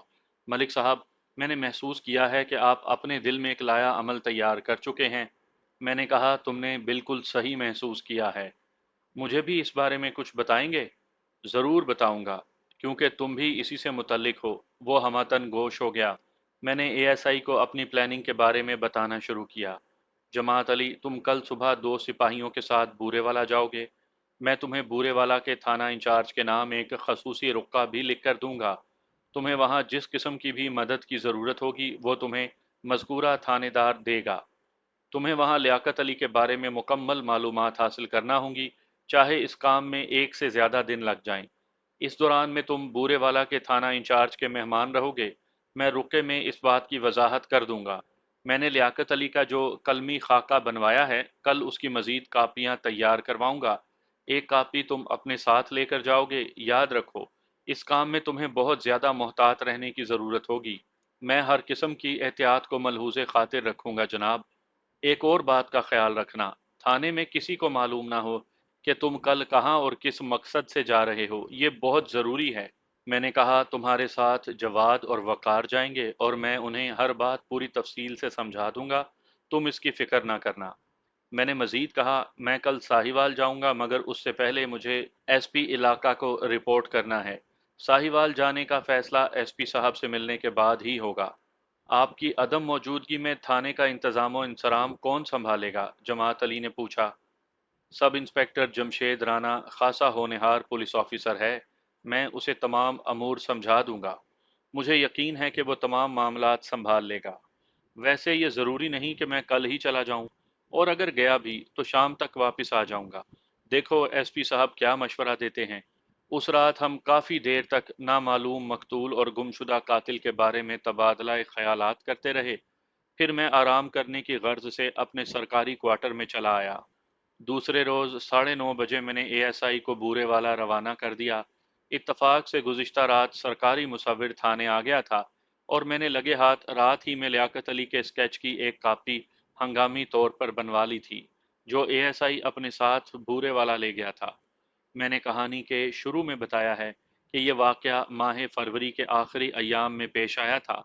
ताहम मुझे बिल्कुल दुरुस्त तारीख याद नहीं रही। चुनाचे वाक़यात के तसलसल और तरतीब की खातिर हम वक़ुआ की तारीख 26 फरवरी मुकर्रर कर लेते हैं। ये एक फ़र्ज़ी तारीख होगी, मगर इससे असल मामले पर कोई मनफी असर नहीं पड़ेगा। इसके मुताबिक नामालूम शख्स की मौत 25 और 26 फरवरी की दरमियानी शब को हुई थी। पोस्टमार्टम की रिपोर्ट ने मौत का वक्त आधी रात के लगभग बताया था। इस हिसाब से नामालूम शख्स की मौत वाक़या हुए 4 दिन गुजर चुके थे। मैंने प्रोग्राम के मुताबिक एसपी साहब से मुलाकात की और अब तक की अपनी कारगुजारी से उन्हें आगाह किया। उन्होंने मेरी कारकर्दगी को सराहा और मेरे साहिवाल जाने पर हिमायत करते हुए कहा, सफदर हयात, मैं आज ही साहिवाल के आला सरकारी अफसर से इस सिलसिले में फ़ोन पर बात करूंगा। तुम्हें अपने काम में अगर कहीं कोई रुकावट महसूस हो तो तुम मुतल्लिका थाने से मदद हासिल कर सकते हो। थैंक यू सर, मैंने मुअद्दब लहजे में कहा। उन्होंने पूछा, तुम साहिवाल कब जाना चाहते हो? मैंने कहा, सर, आज का आधा दिन तो गुजर गया, मैं कल ही जा सकूंगा। मुमकिन है कल तक एएसआई की तरफ से कोई मुफीद इत्तला मिल जाए। फिर मैंने एसपी साहब को एएसआई की बूरे वाला रवानगी के बारे में तफसीलन आगाह कर दिया। अलावा अजी मियाँ चन्नू के बस स्टैंड से हासिल होने वाली मालूमात के बारे में भी बताया था। ایس پی صاحب میرے کام سے مطمئن تھے، انہوں نے کہا ٹھیک ہے، تم انہی خطوط پر تفتیش جاری رکھو، میں آج ہی ساہیوال بات کر کے تمہارے بارے میں بتا دوں گا، تم وہاں کسی قسم کے مسئلے سے دو چار نہیں ہوگے۔ پھر ایس پی صاحب نے مجھے اس افسر کا نام اور عہدہ بھی بتا دیا جس سے وہ میرے بارے میں فون پر بات کرنے کا ارادہ رکھتے تھے۔ وہ واقعی ہمارے محکمے کے ایک اعلیٰ آفیسر تھے۔ میں نے کہا سر، اگر آپ کو کوئی اعتراض نہ ہو تو میں پہلے اپنے طور پر ہلکے پھلکے انداز میں کام کا آغاز کرنا چاہتا ہوں۔ اگر کہیں مجھے دشواری محسوس ہوئی تو پھر میں با اختیار لوگوں سے مدد کی درخواست کروں گا۔ اوکے ڈیٹس رائٹ، وہ زیر لب مسکراتے ہوئے بولے، صفدر حیات، مجھے تمہارے جیسے پولیس افسروں پر ناز ہے۔ میں جانتا ہوں تم کسی بھی کیس کو حل کرنے کے لیے اپنی بہترین صلاحیتیں صرف کرتے ہو، اور مجھے یہ بھی معلوم ہے کہ اکثر کامیابی تمہارے قدم چومتی ہے۔ Wish you good luck. میں نے تھینک یو سر کہنے کے بعد انہیں سلوٹ کیا۔ میں ان کے دفتر سے باہر نکل آیا۔ ایس پی صاحب کے تعاون آمیز رویے نے میرا دل بڑھا دیا تھا۔ دل کے بڑھنے سے مراد اس کا سائز نہیں، بلکہ وہ حوصلہ ہے جو دل کے نہاں خانوں میں پایا جاتا ہے۔ 3 مارچ کی صبح میں حوالدار میر داد کے ہمراہ ساہیوال کے لیے خانیوال سے روانہ ہو گیا۔ 2 مارچ تک، یعنی 2 مارچ کی رات تک بورے والا سے کوئی اہم اطلاع نہیں آئی تھی، جس کا مطلب یہی تھا کہ اے ایس آئی جماعت علی کو ابھی کوئی خاص کامیابی نصیب نہیں ہوئی تھی۔ ہم لگ بھگ 10 بجے ساہیوال پہنچ گئے۔ میں نے حسب پروگرام اپنی تفتیش کا آغاز ساہیوال کے ریلوے اسٹیشن سے کیا۔ اس وقت ہم دونوں سادہ لباس میں تھے۔ میں نے اسٹیشن ماسٹر سے اپنا تعارف کروایا اور تعاون کی درخواست کی۔ وہ سراپا تعاون نظر آنے لگا۔ میں حوالدار میر داد کے ساتھ بکنگ کلرک کی جانب بڑھ گیا۔ وہ اس وقت فارغ ہی بیٹھا تھا۔ میرے پوچھنے پر اس نے اپنا نام عبد الخالق بتایا۔ اس کی عمر لگ بھگ 30 سال تھی۔ اسٹیشن ماسٹر کی ہدایات اس تک پہنچ چکی تھیں، اس لیے وہ پوری طرح میری جانب متوجہ تھا۔ میں نے پہلا سوال کیا، باؤ عبد الخالق، تمہاری یادداشت کیسی ہے؟ ٹکٹ بابو ہونے کے ناطے وہ وہاں باؤ عبد الخالق کے نام سے پکارا جاتا تھا۔ اس نے جواب دیا، میری یادداشت خیر سے ٹھیک ٹھاک ہے۔ یہ بتاؤ، 26 فروری کی دوپہر کو اس اسٹیشن سے ایک ٹرین کراچی کے لیے روانہ ہوئی تھی۔ مذکورہ ٹرین لاہور سے یہاں پہنچتی ہے۔ ساہیوال ریلوے اسٹیشن سے اس ٹرین میں ایک مسافر سوار ہوا تھا۔ ظاہر ہے اس مسافر نے ٹکٹ بھی لیا ہوگا اور یقیناً تم ہی سے لیا ہوگا۔ اس بات کی میں پہلے ہی تسلی کر چکا تھا کہ وقوعہ کے روز دوپہر کے وقت ٹکٹ ونڈو پر عبد الخالق ہی کی ڈیوٹی تھی۔ تمہاری یادداشت کا امتحان یہ ہے کہ تمہیں اس شخص کو شناخت کرنا ہے۔ میں نے کہا اس شخص کا نام لیاقت علی ہے اور اس کے پاس سامان کی صورت میں لکڑی کا ایک صندوق تھا۔ وہ بولا، میں ٹکٹ دیتے ہوئے مسافروں کا نام نہیں پوچھتا اور نہ ہی ان کے سامان کو دیکھتا ہوں۔ میں نے اس کی مشکل آسان کرتے ہوئے لیاقت علی کا قلمی خاکہ کھڑکی سے اندر کھسکا دیا اور کہا، اس تصویر کو دیکھ کر تمہیں کچھ یاد آیا؟ وہ خاکے کو بغور دیکھتے ہوئے بولا، شکل تو کچھ دیکھی ہوئی لگ رہی ہے لیکن یہ یاد نہیں آ رہا کہ اسے دیکھا کہاں ہے۔ اس کا مطلب ہے عبد الخالق، تمہاری یادداشت ٹھیک نہیں ہے۔ یہ تصویری خاکہ اس مسافر لیاقت علی کا ہے۔ وہ کھسیانہ ہوتے ہوئے بولا، جناب، میں نے پہلے ہی آپ کو بتایا ہے کہ ٹکٹ دیتے ہوئے میں مسافروں کے حلیے وغیرہ پر دھیان نہیں دیتا، مگر ابھی تو تم نے کہا ہے کہ یہ شکل کچھ دیکھی لگتی ہے۔ ہاں جی، میں نے ایسے کہا تھا، میں اب بھی یہی محسوس کر رہا ہوں، شاید یہ میرا لاشعوری احساس ہو۔ میں نے مذکورہ خاکہ عبد الخالق سے واپس لیتے ہوئے کہا، تمہارے اس تعاون کا بہت بہت شکریہ عبد الخالق۔ میں ٹکٹ گھر کی کھڑکی سے مڑا ہی تھا کہ اپنے عقب میں ایک دراز قامت کلی کو دیکھ کر میں چونک پڑا۔ میں نے واضح طور پر محسوس کیا کہ جب میں ٹکٹ کلرک عبد الخالق سے بات چیت کر رہا تھا، اس وقت اس کلی کی پوری توجہ ہماری ہی طرف تھی۔ اس کلی نے پوچھا، معاملہ کیا ہے باؤ جی؟ آپ کس مسافر کے بارے میں پوچھ پرتیت کر رہے ہیں؟ ٹکٹ گھر کے اندر سے عبد الخالق کی آواز آئی۔ اس نے مذکورہ کلی کو مخاطب کرتے ہوئے کہا تھا، نظام دین چاچا، اگر تم ان صاحب کی کچھ مدد کر سکتے ہو تو کر دو۔ یہ کسی مسافر کے بارے میں پوچھ رہے ہیں جس کے پاس لکڑی کا صندوق تھا۔ کلی نے کہا، اسی وجہ سے تو میں آپ لوگوں کی طرف متوجہ ہوا تھا۔ آپ لکڑی کے کسی صندوق کا ذکر کر رہے تھے۔ آپ کیا معلوم کرنا چاہتے ہیں جناب؟ نظام دین، میں اس مسافر کے بارے میں جاننا چاہتا ہوں۔ یہ کہتے ہوئے میں نے لیاقت علی کا خاکہ اس کے سامنے کر دیا۔ مورخہ 26 فروری کو اس نے ساہیوال سے روڑی تک کا ٹکٹ لیا تھا۔ اس کے پاس سامان کے نام پر لکڑی کا ایک صندوق اور ایک دستی تھیلا تھا۔ निज़ाम दीन ने खाका मुझे वापस करते हुए पुरएतमाद लहजे में कहा, जनाब, मुझे अच्छी तरह याद है, इस मुसाफिर ने वाकई इस स्टेशन से अपने सफ़र का आगाज़ किया था, मगर मैं ये नहीं जानता कि वो रोड़ी गया था। हाँ, इतना याद है, मैंने उसे कराची जाने वाली ट्रेन में सवार करवाया था। मैंने ही स्टेशन के बाहर से उसका सामान उठाकर ट्रेन तक पहुंचाया था। मैंने पूछा कि तुम मजीद उस मुसाफिर के बारे में क्या जानते हो? मैं उसके बारे में ज़्यादा नहीं जानता। क्या ये शख्स यहीं साहिवाल का रहने वाला है? मैं यकीन से कुछ नहीं कह सकता, मगर जनाब, इस सिलसिले में मेहर मंजूर हुसैन के बारे में मैं यकीन से कुछ कह सकता हूँ। मेहर मंजूर हुसैन, मैंने चौंकते हुए लहजे में दोहराया।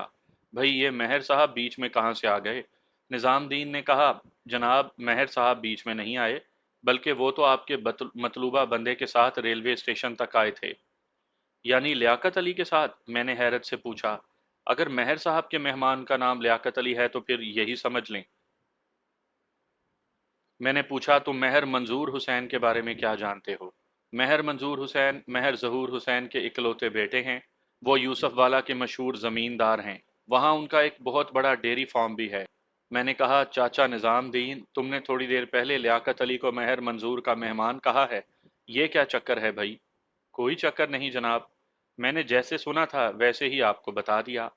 वो बोला, मैंने आपके मतलूबा बंदे को मेहर मंजूर के साथ स्टेशन के बाहर एक सजे सजाए तांगे से उतरते देखा था। उनके पास संदूक भी था। जनाब, हम तो मुसाफिर को देखते ही पहचान लेते हैं। मैं मेहर साहब को तो जानता था। मैंने यही समझा कि उनके साथ जो बंदा है वो उसे ट्रेन पर चढ़ाने आए हैं।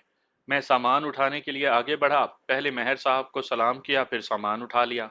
मेरे पूछने पर ही मेहर साहब ने बताया था कि आपका लियाकत नामी ये बंदा मेहर साहब का मेहमान था। बस जी, इतनी सी बात है। वो जिसे इतनी सी बात कह रहा था वो मेरे लिए बहुत बड़ी बात थी।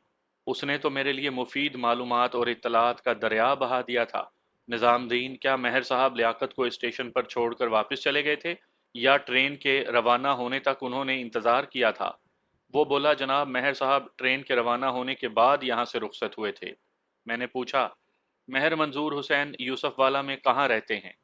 बस जी, वो यूसुफ वाला ही में रहते हैं। वो वहाँ की मशहूर शख्सियत हैं, आप किसी से भी उनकी हवेली का पता पूछ सकते हैं। इन मालूमात का बहुत शुक्रिया निज़ामदीन, मैंने कहा।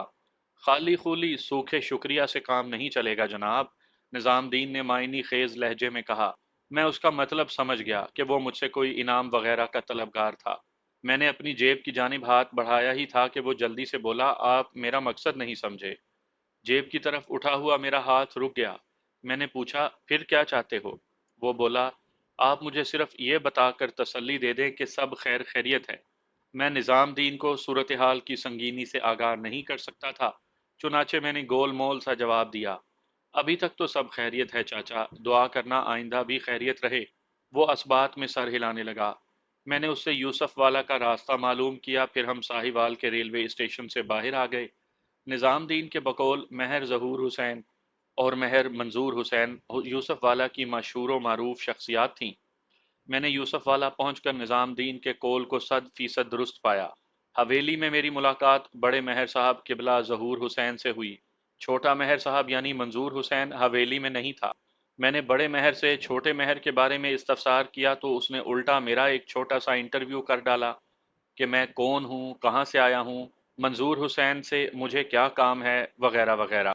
मैंने तकाज़ाए मसलहत को निभाते हुए खुद को छोटे महर का एक देरीना शनासा जाहिर किया और बताया कि मैं बूरे वाला से आया हूँ। मकसद आमद महज मुलाकात है, एक मुख्तसर मुलाकात के बाद वापस चला जाऊंगा, वगैरह वगैरह।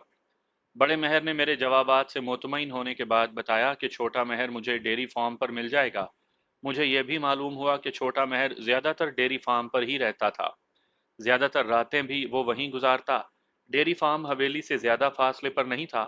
थोड़ी देर के बाद हम मज़कूरा डेयरी फार्म पर पहुंच गए। महर मंजूर हुसैन से ये मेरी पहली मुलाकात थी। जाहिर है वो मुझे कतन नहीं पहचान सकता था, और ना ही हवालदार मीरदाद उसके लिए शनासा था।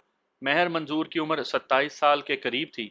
उसकी सेहत काबिल रश्क और अंदाज खासा खतरनाक था। खतरनाक इन मायनों में कि मैंने उसकी आंखों में एक खास किस्म की भूख महसूस की थी। औरत की भूख। औरत के शिकारी अफराद की आंखों में ऐसी ही चमक पाई जाती है।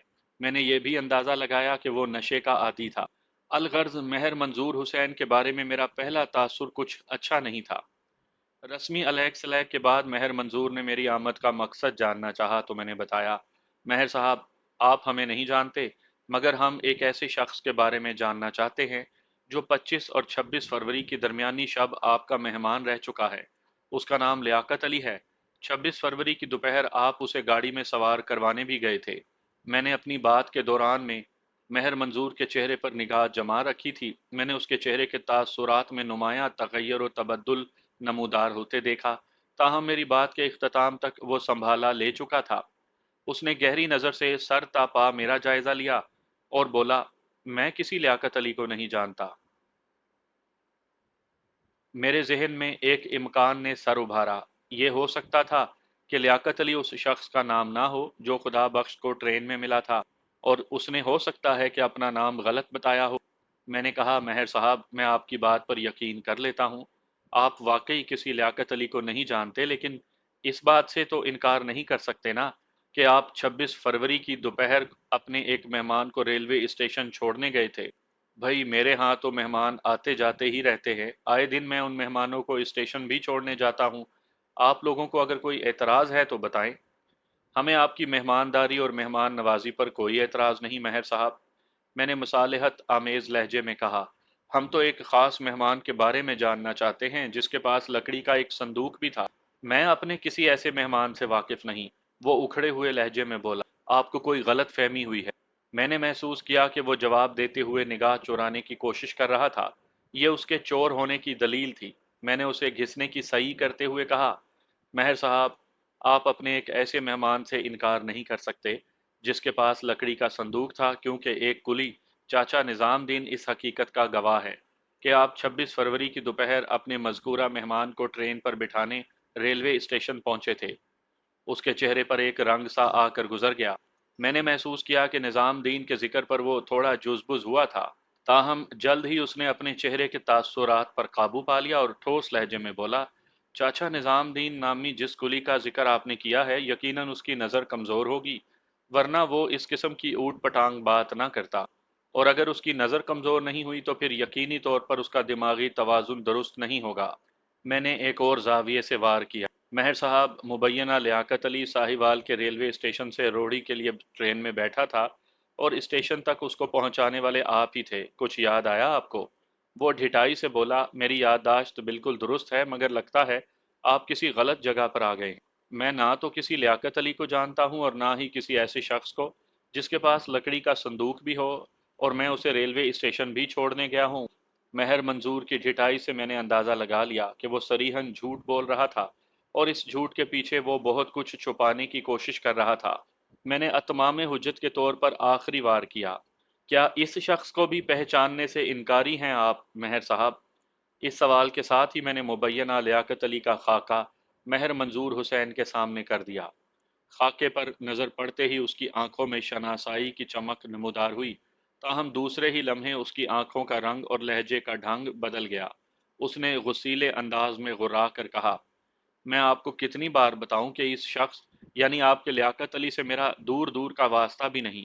फिर उसने जारहाना अंदाज इख्तियार करते हुए पूछा, आप कौन होते हैं मुझसे कुछ पूछने वाले?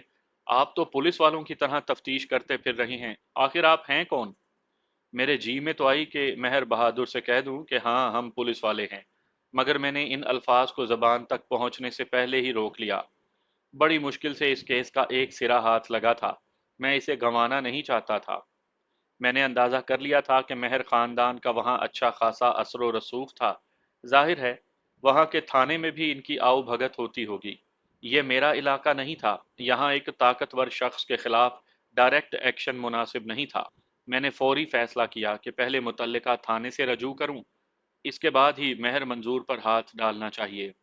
एक बात का तो मुझे यकीन हो गया था कि महर मंजूर का मुबैना लियाकत अली से गहरा रब तो ज़ब्त था। मैंने महर मंजूर की आतिश गज़ब को ठंडा करने की गर्ज से कहा, महर साहब, आप तो खामखा नाराज़ हो रहे हैं।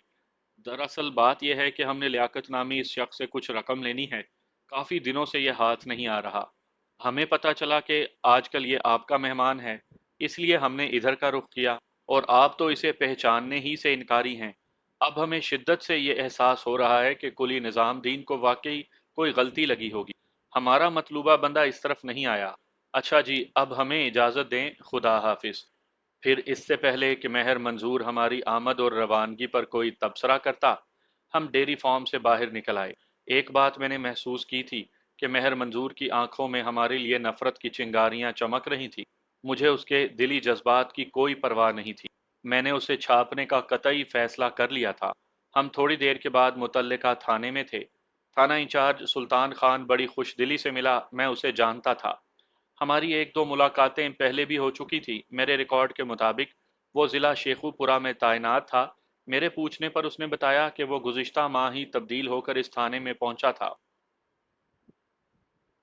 रस्मी अलैग सलैग के बाद मैंने सुल्तान खान को अपनी आमद का मकसद बताया और साथ ही ये भी बावर करवा दिया कि आला सरकारी हुकाम से मुझे मुकम्मल सरपरस्ती हासिल है।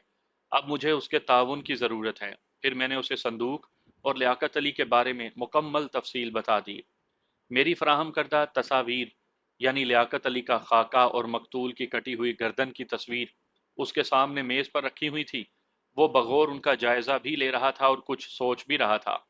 जब काफी देर गुजर गई तो मैंने कहा, खान साहब, लगता है आप कहीं बहुत दूर निकल गए हैं, ख्यालों ही ख्यालों में। वो चौंका, फिर बोला, दरअसल मैं नामालूम मकतूल और मुबैना लियाकत अली को पहचानने की कोशिश कर रहा था, मगर मेरे जहन में इनके बारे में शनासाई का एहसास नहीं उभरा। शायद इसकी वजह यह हो कि मुझे इस इलाके में तैनात हुए ज़्यादा अरसा नहीं हुआ। यहाँ के लोगों को मैं अच्छी तरह जानता भी नहीं। मैंने कहा, यहाँ के आम लोगों की बात तो छोड़ें, लेकिन मेहर मंजूर हुसैन के बारे में तो आपकी मालूमात मुकम्मल होंगी। हाँ, मैं उस खानदान के बारे में तो पूरी तफसील से जानता हूँ, सुल्तान खान ने जवाब दिया। ऐसे ताकतवर लोगों के बारे में आगाही रखना ज़रूरी होता है, मगर वो तो लियाकत अली को सिरे से पहचानने ही से इनकारी है। मुमकिन है वो लियाकत अली को वाकई ना जानता हो, सुल्तान खान ने कहा। मैंने कहा, यह मुमकिन नहीं है। मेरा तजर्बा मुझे बताता है कि दाल में कुछ नहीं, बल्कि बहुत कुछ काला है। मेहर मंजूर इस मामले में पूरी तरह मुलविस है। उसकी ज़बान खुलवाने के लिए मुझे आपका ताउन दरकार है। आपके तजर्बे का तो मैं भी कायल हूँ मलिक साहब, मगर बगैर सबूत के छोटे मेहर पर हाथ डालना मुनासिब नहीं होगा। यहाँ की सियासत में भी इस खानदान का अमल दखल है। अगर हमने कच्चा हाथ डाला तो हमारे लिए दुश्वारी होगी। यानी मैं आपसे किसी किस्म की मदद की उम्मीद ना रखूं। ऐसी बात नहीं है मलिक साहब। फिर कैसी बात है? सोचते हैं कुछ इस मसले के हल के बारे में। मैंने महसूस किया था कि वो मेहर खानदान के मामले में हाथ डालने से हिचकिचा रहा था। मैंने वाज़ेह अल्फाज में कहा, खान साहब, आप इस सिलसिले में खामखा किसी इम्तहान में खुद को ना डालें। मैं निमट लूंगा मेहर साहिबान से। आपको फिक्रमंद होने की ज़रूरत नहीं। मैं फिक्रमंद नहीं हूँ। फिर किस उलझन में गिरफ्तार हैं? सुल्तान खान के जवाब देने से पहले एक सिपाही को बुलाकर उसे एएसआई इजाज को बुलाने का हुक्म दिया। थोड़ी देर के बाद इजाज अहमद वहां हाजिर था। जी खान साहब, मेरे लिए क्या हुक्म है? इजाज अहमद ने अटेंशन होकर पूछा। सुल्तान ने अपनी मेज पर से दोनों तस्वीरें उठाकर इजाज अहमद की तरफ बढ़ाते हुए कहा, तुम जरा इन दोनों अफराद के बारे में अपने जहन पर जोर दो और याद करने की कोशिश करो कि क्या तुम इनके मुतल्लिक कुछ जानते हो। Okay sir. इजाज अहमद ने हाथ बढ़ाकर वो दोनों तस्वीरें थानेदार सुल्तान खान के हाथ से ले लीं और बगौर उन्हें देखने लगा। थोड़ी देर के बाद उसके चेहरे पर दबा दबा जोश नजर आने लगा। इस जोश में खौफ की आमेजिश भी थी। कोई बात बनी इजाज अहमद? सुल्तान ने पूछा। कुछ कुछ बात बनती नजर तो आ रही है जनाब, मगर, मैंने बेख्तियार कहा। मगर क्या इजाज अहमद? सुल्तान ने भी पूछा। तुम रुक क्यों गए इजाज अहमद? वो थूक निगलते हुए गोया हुआ, जनाब, इनमें से एक बंदे को तो मैं जानता हूँ, मगर इसकी तस्वीर। जब मैंने गौर किया तो उसके हाथ में मकतूल की कटी हुई गर्दन वाली तस्वीर को देखकर चौंक पड़ा। इसके साथ ही मुझे इजाज की उलझन नुमा परेशानी का सबब भी मालूम हो गया। जाहिर है किसी शख्स की कटी हुई गर्दन की तस्वीर को देखकर कोई भी परेशान हो सकता था, और फिर इस सूरत में तो इजाज अहमद उससे अपनी वाकफियत भी जाहिर कर रहा था। मैंने कहा, तुम इस शख्स को किस तरह जानते हो? क्या ये यहीं का रहने वाला है? उसने असबात में जवाब दिया, जी हाँ। फिर पूछा, इसके साथ क्या हुआ है? मेरा मतलब है, क्या इसे कोई हादसा वगैरह पेश आ गया है? हाँ, ये एक हादसे का शिकार हो चुका है। तुम हमें यह बताओ कि इस शख्स का नाम क्या है और इसका घर किस तरफ है। इसका नाम मास्टर खालिद है, मास्टर खालिद हुसैन, और ये मेरी ससुराल के महल्ले में रहता है। बल्कि अब तो कहना चाहिए कि रहता था। मैंने पूछा, इजाज अहमद, तुम्हारी ससुराल किस महल्ले में है? इजाज के बजाय सुल्तान खान ने बताया, इजाज के ससुराल वाले केनाल कानूरी में रहते हैं। मैं इजाज की तरफ मुतवज्जा हुआ और पूछा, तुम मास्टर खालिद हुसैन के बारे में क्या कुछ जानते हो? मैं कुछ ज्यादा नहीं जानता। मेरी बराह रास्त उससे बातचीत नहीं थी। बस इतना ही मालूम है कि ये शख्स केनाल कॉलोनी के एक स्कूल में पढ़ाता था और अभी ही कुछ ही अरसा पहले इसने मोहब्बत की शादी की थी। मोहब्बत की शादी का जिक्र करते हुए इजाज अहमद के चेहरे पर अजीब किस्म के तासुरात उभर आए थे। मुझे महसूस हुआ जैसे उसके जहन में कोई खास बात हो। मैंने पूछा, मोहब्बत की शादी से तुम्हारी मुराद क्या है? वो बोला, मैं ज्यादा मालूमात नहीं रखता। मैंने उड़ती उड़ती सुनी थी कि मास्टर खालिद हुसैन ने एक लड़की से अदालत में जाकर शादी की थी। अदालत में जाकर, मैंने जेरे लब दोहराया, यानी कोर्ट मैरिज। जी हाँ, कोर्ट मैरिज। इजाज की फराहम करदा मालूमात मुफीद तरीन होने के साथ साथ सनसनी खेज भी थी। मैं मकतूल की तह तक पहुंच गया था। अब इस केस की बाकी मानदा गुत्थियां भी सुलझने का वक्त आ गया था। मेरे जहन में एक हलचल सी मची हुई थी। मैंने इजाज से पूछा, अगर मास्टर खालिद ने अदालत में जाकर शादी की है तो इसका मतलब यही है कि उसके खानदान वाले इस शादी पर रजामंद नहीं थे। क्या यही हकीकत है? वो बोला, जी हाँ, यही हकीकत है कि लड़की के घर वाले इस शादी पर आमादा नहीं थे। मैंने तो और भी बहुत कुछ सुना है इस शादी के बारे में। मसलन और क्या कुछ? वो बोला, मैंने सुना है कि मास्टर लड़की को घर से भगा कर लाया था, या यूं समझ लें कि लड़की अपनी रजामंदी से मास्टर के साथ अदालत पहुंची थी। दुनिया को तो उस वक्त पता चला जब वो मियाँ बीवी के रिश्ते में बंध चुके थे। मैंने पूछा, इस वाक़े पर लड़की के घर वालों ने कोई रद्द अमल जाहिर नहीं किया? फिलहाल तो ऐसा कोई रद्द अमल सामने नहीं आया, इजाज ने जवाब दिया। तुम्हारा ये फिलहाल किस्सा माजी बन चुका है इजाज, मैंने सोच में डूबे हुए लहजे में कहा। मैं महसूस कर रहा हूं कि एक मुनासिब और ठीक ठीक रद्द अमल जाहिर हो चुका है। मैं समझा नहीं जनाब। मैंने उसकी बात को नज़रअंदाज करते हुए पूछा, क्या मकतूल मास्टर खालिद हुसैन की बीवी के वालदैन भी केनाल कॉलोनी में रहते हैं? नहीं जनाब, मैंने सुना है कि वो लोग आरिफ वाला में रहते हैं और अच्छे खासे खाते पीते जमींदार हैं। आरिफ वाला जिला साहिवाल का जनूबी यानी ज़ेरी इलाका था, और ये इलाका दरियाए सतलुज से ज़्यादा फासले पर नहीं था। यहाँ की ज़मीन बहुत ज़रखेज़ थी और जाहिर है ज़मींदार भी खुशहाल होंगे। मैंने पूछा, तुम मास्टर के ससुराल वालों के बारे में क्या जानते हो? कुछ भी नहीं, वो सादे लहजे में बोला। जो कुछ मुझे मालूम था वो मैंने आपको बता दिया। मकतूल मास्टर की बीवी का नाम क्या है? शायद उसका नाम जाहिदा है। तुमने मास्टर का घर देखा है? देखा तो नहीं, मगर केनाल कॉलोनी में मास्टर का घर तलाश करना कुछ मुश्किल नहीं, इजाज अहमद ने जवाब दिया। वो मुकामी स्कूल में बच्चों को पढ़ाता है, यानी पढ़ाता था। मेरे जहन में एक तूफान सर उठा रहा था। संदूक में से जिस नामालूम शख्स के पार्चे मिले थे, अब वो नामालूम नहीं रहा था।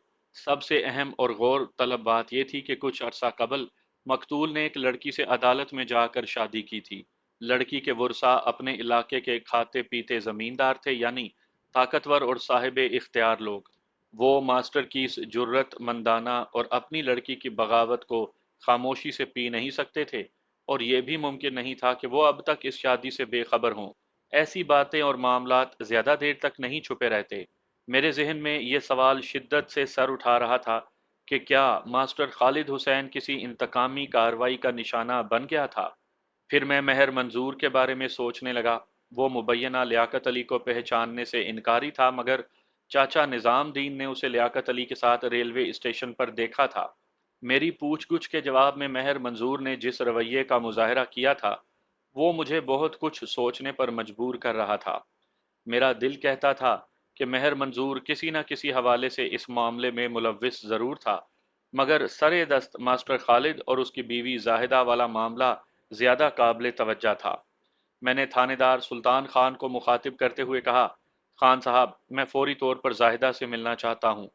मैं भी आपके साथ चलता हूँ मलिक साहब, वो ताइदी लहजे में बोला। बस ज़रा चाय पी लें। मैंने कहा, लेकिन आप ये ना समझें कि मैं महर मंजूर को फरामोश कर चुका हूँ। मुझे उसके बारे में भी मुकम्मल मालूमात चाहिए।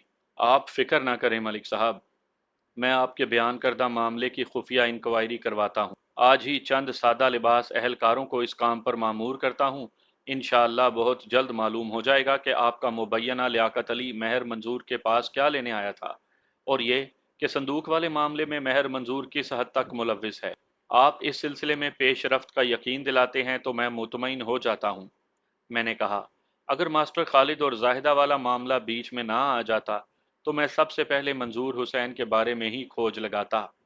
आपका कहना बजा है मलिक साहब, सुल्तान ने कहा। आपने जो हालात बयान फरमाए हैं उनके पेश नज़र महर मंजूर को हम नज़रअंदाज नहीं कर सकते। ताहम इस सिलसिले में मुझे थोड़ा बहुत वक्त दें, फिर तो आप मेरे साथ केनाल कॉलोनी ना ही जाएं। आपका यहाँ थाने में रहना ज़रूरी है ताकि आप महर मंजूर के सिलसिले में अहम कदम उठा सकें। मैं एएसआई इजाज़ को अपने साथ लिए चलता हूँ।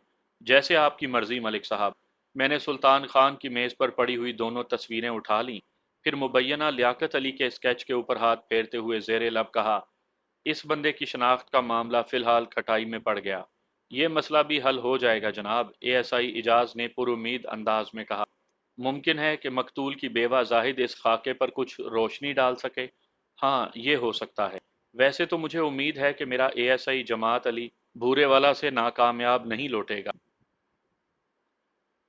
हम थोड़ी देर तक इसी मसले पर गुफ्तगू करते रहे, फिर चाय पीने के बाद मैं हवालदार मीरदाद और एएसआई इजाज अहमद के साथ केनाल कॉलोनी की तरफ रवाना हो गया। थोड़ी देर के बाद हम केनाल कॉलोनी पहुंच गए। मेरी हिदायत पर हवालदार मीरदाद ने मास्टर खालिद हुसैन के दरवाजे पर दस्तक दी। मैं और मीरदाद सादा लिबास में थे, जबकि एएसआई इजाज बाकायदा पुलिस की वर्दी में था। दस्तक के जवाब में थोड़ा दरवाज़ा खुला, फिर एक नौजवान औरत ने बाहर झांका और पूछा, कौन है? हम मास्टर साहब से मिलने आए हैं, मैंने मुअत्तदल लहजे में कहा। मैंने एएसआई को दानिस्ता थोड़े फासले पर खड़ा कर दिया था ताकि जाहिदा पुलिस की वर्दी देखकर बिदक ना जाए। मेरे सवाल के जवाब में उस औरत ने, जो यकीनी तौर पर जाहिदा ही हो सकती थी, दरवाज़ा भेड़ दिया और कहा, मास्टर साहब तो इस वक्त घर में नहीं। वो कहाँ गए हैं? मैंने नरमी से सवाल किया। और कब तक आएंगे?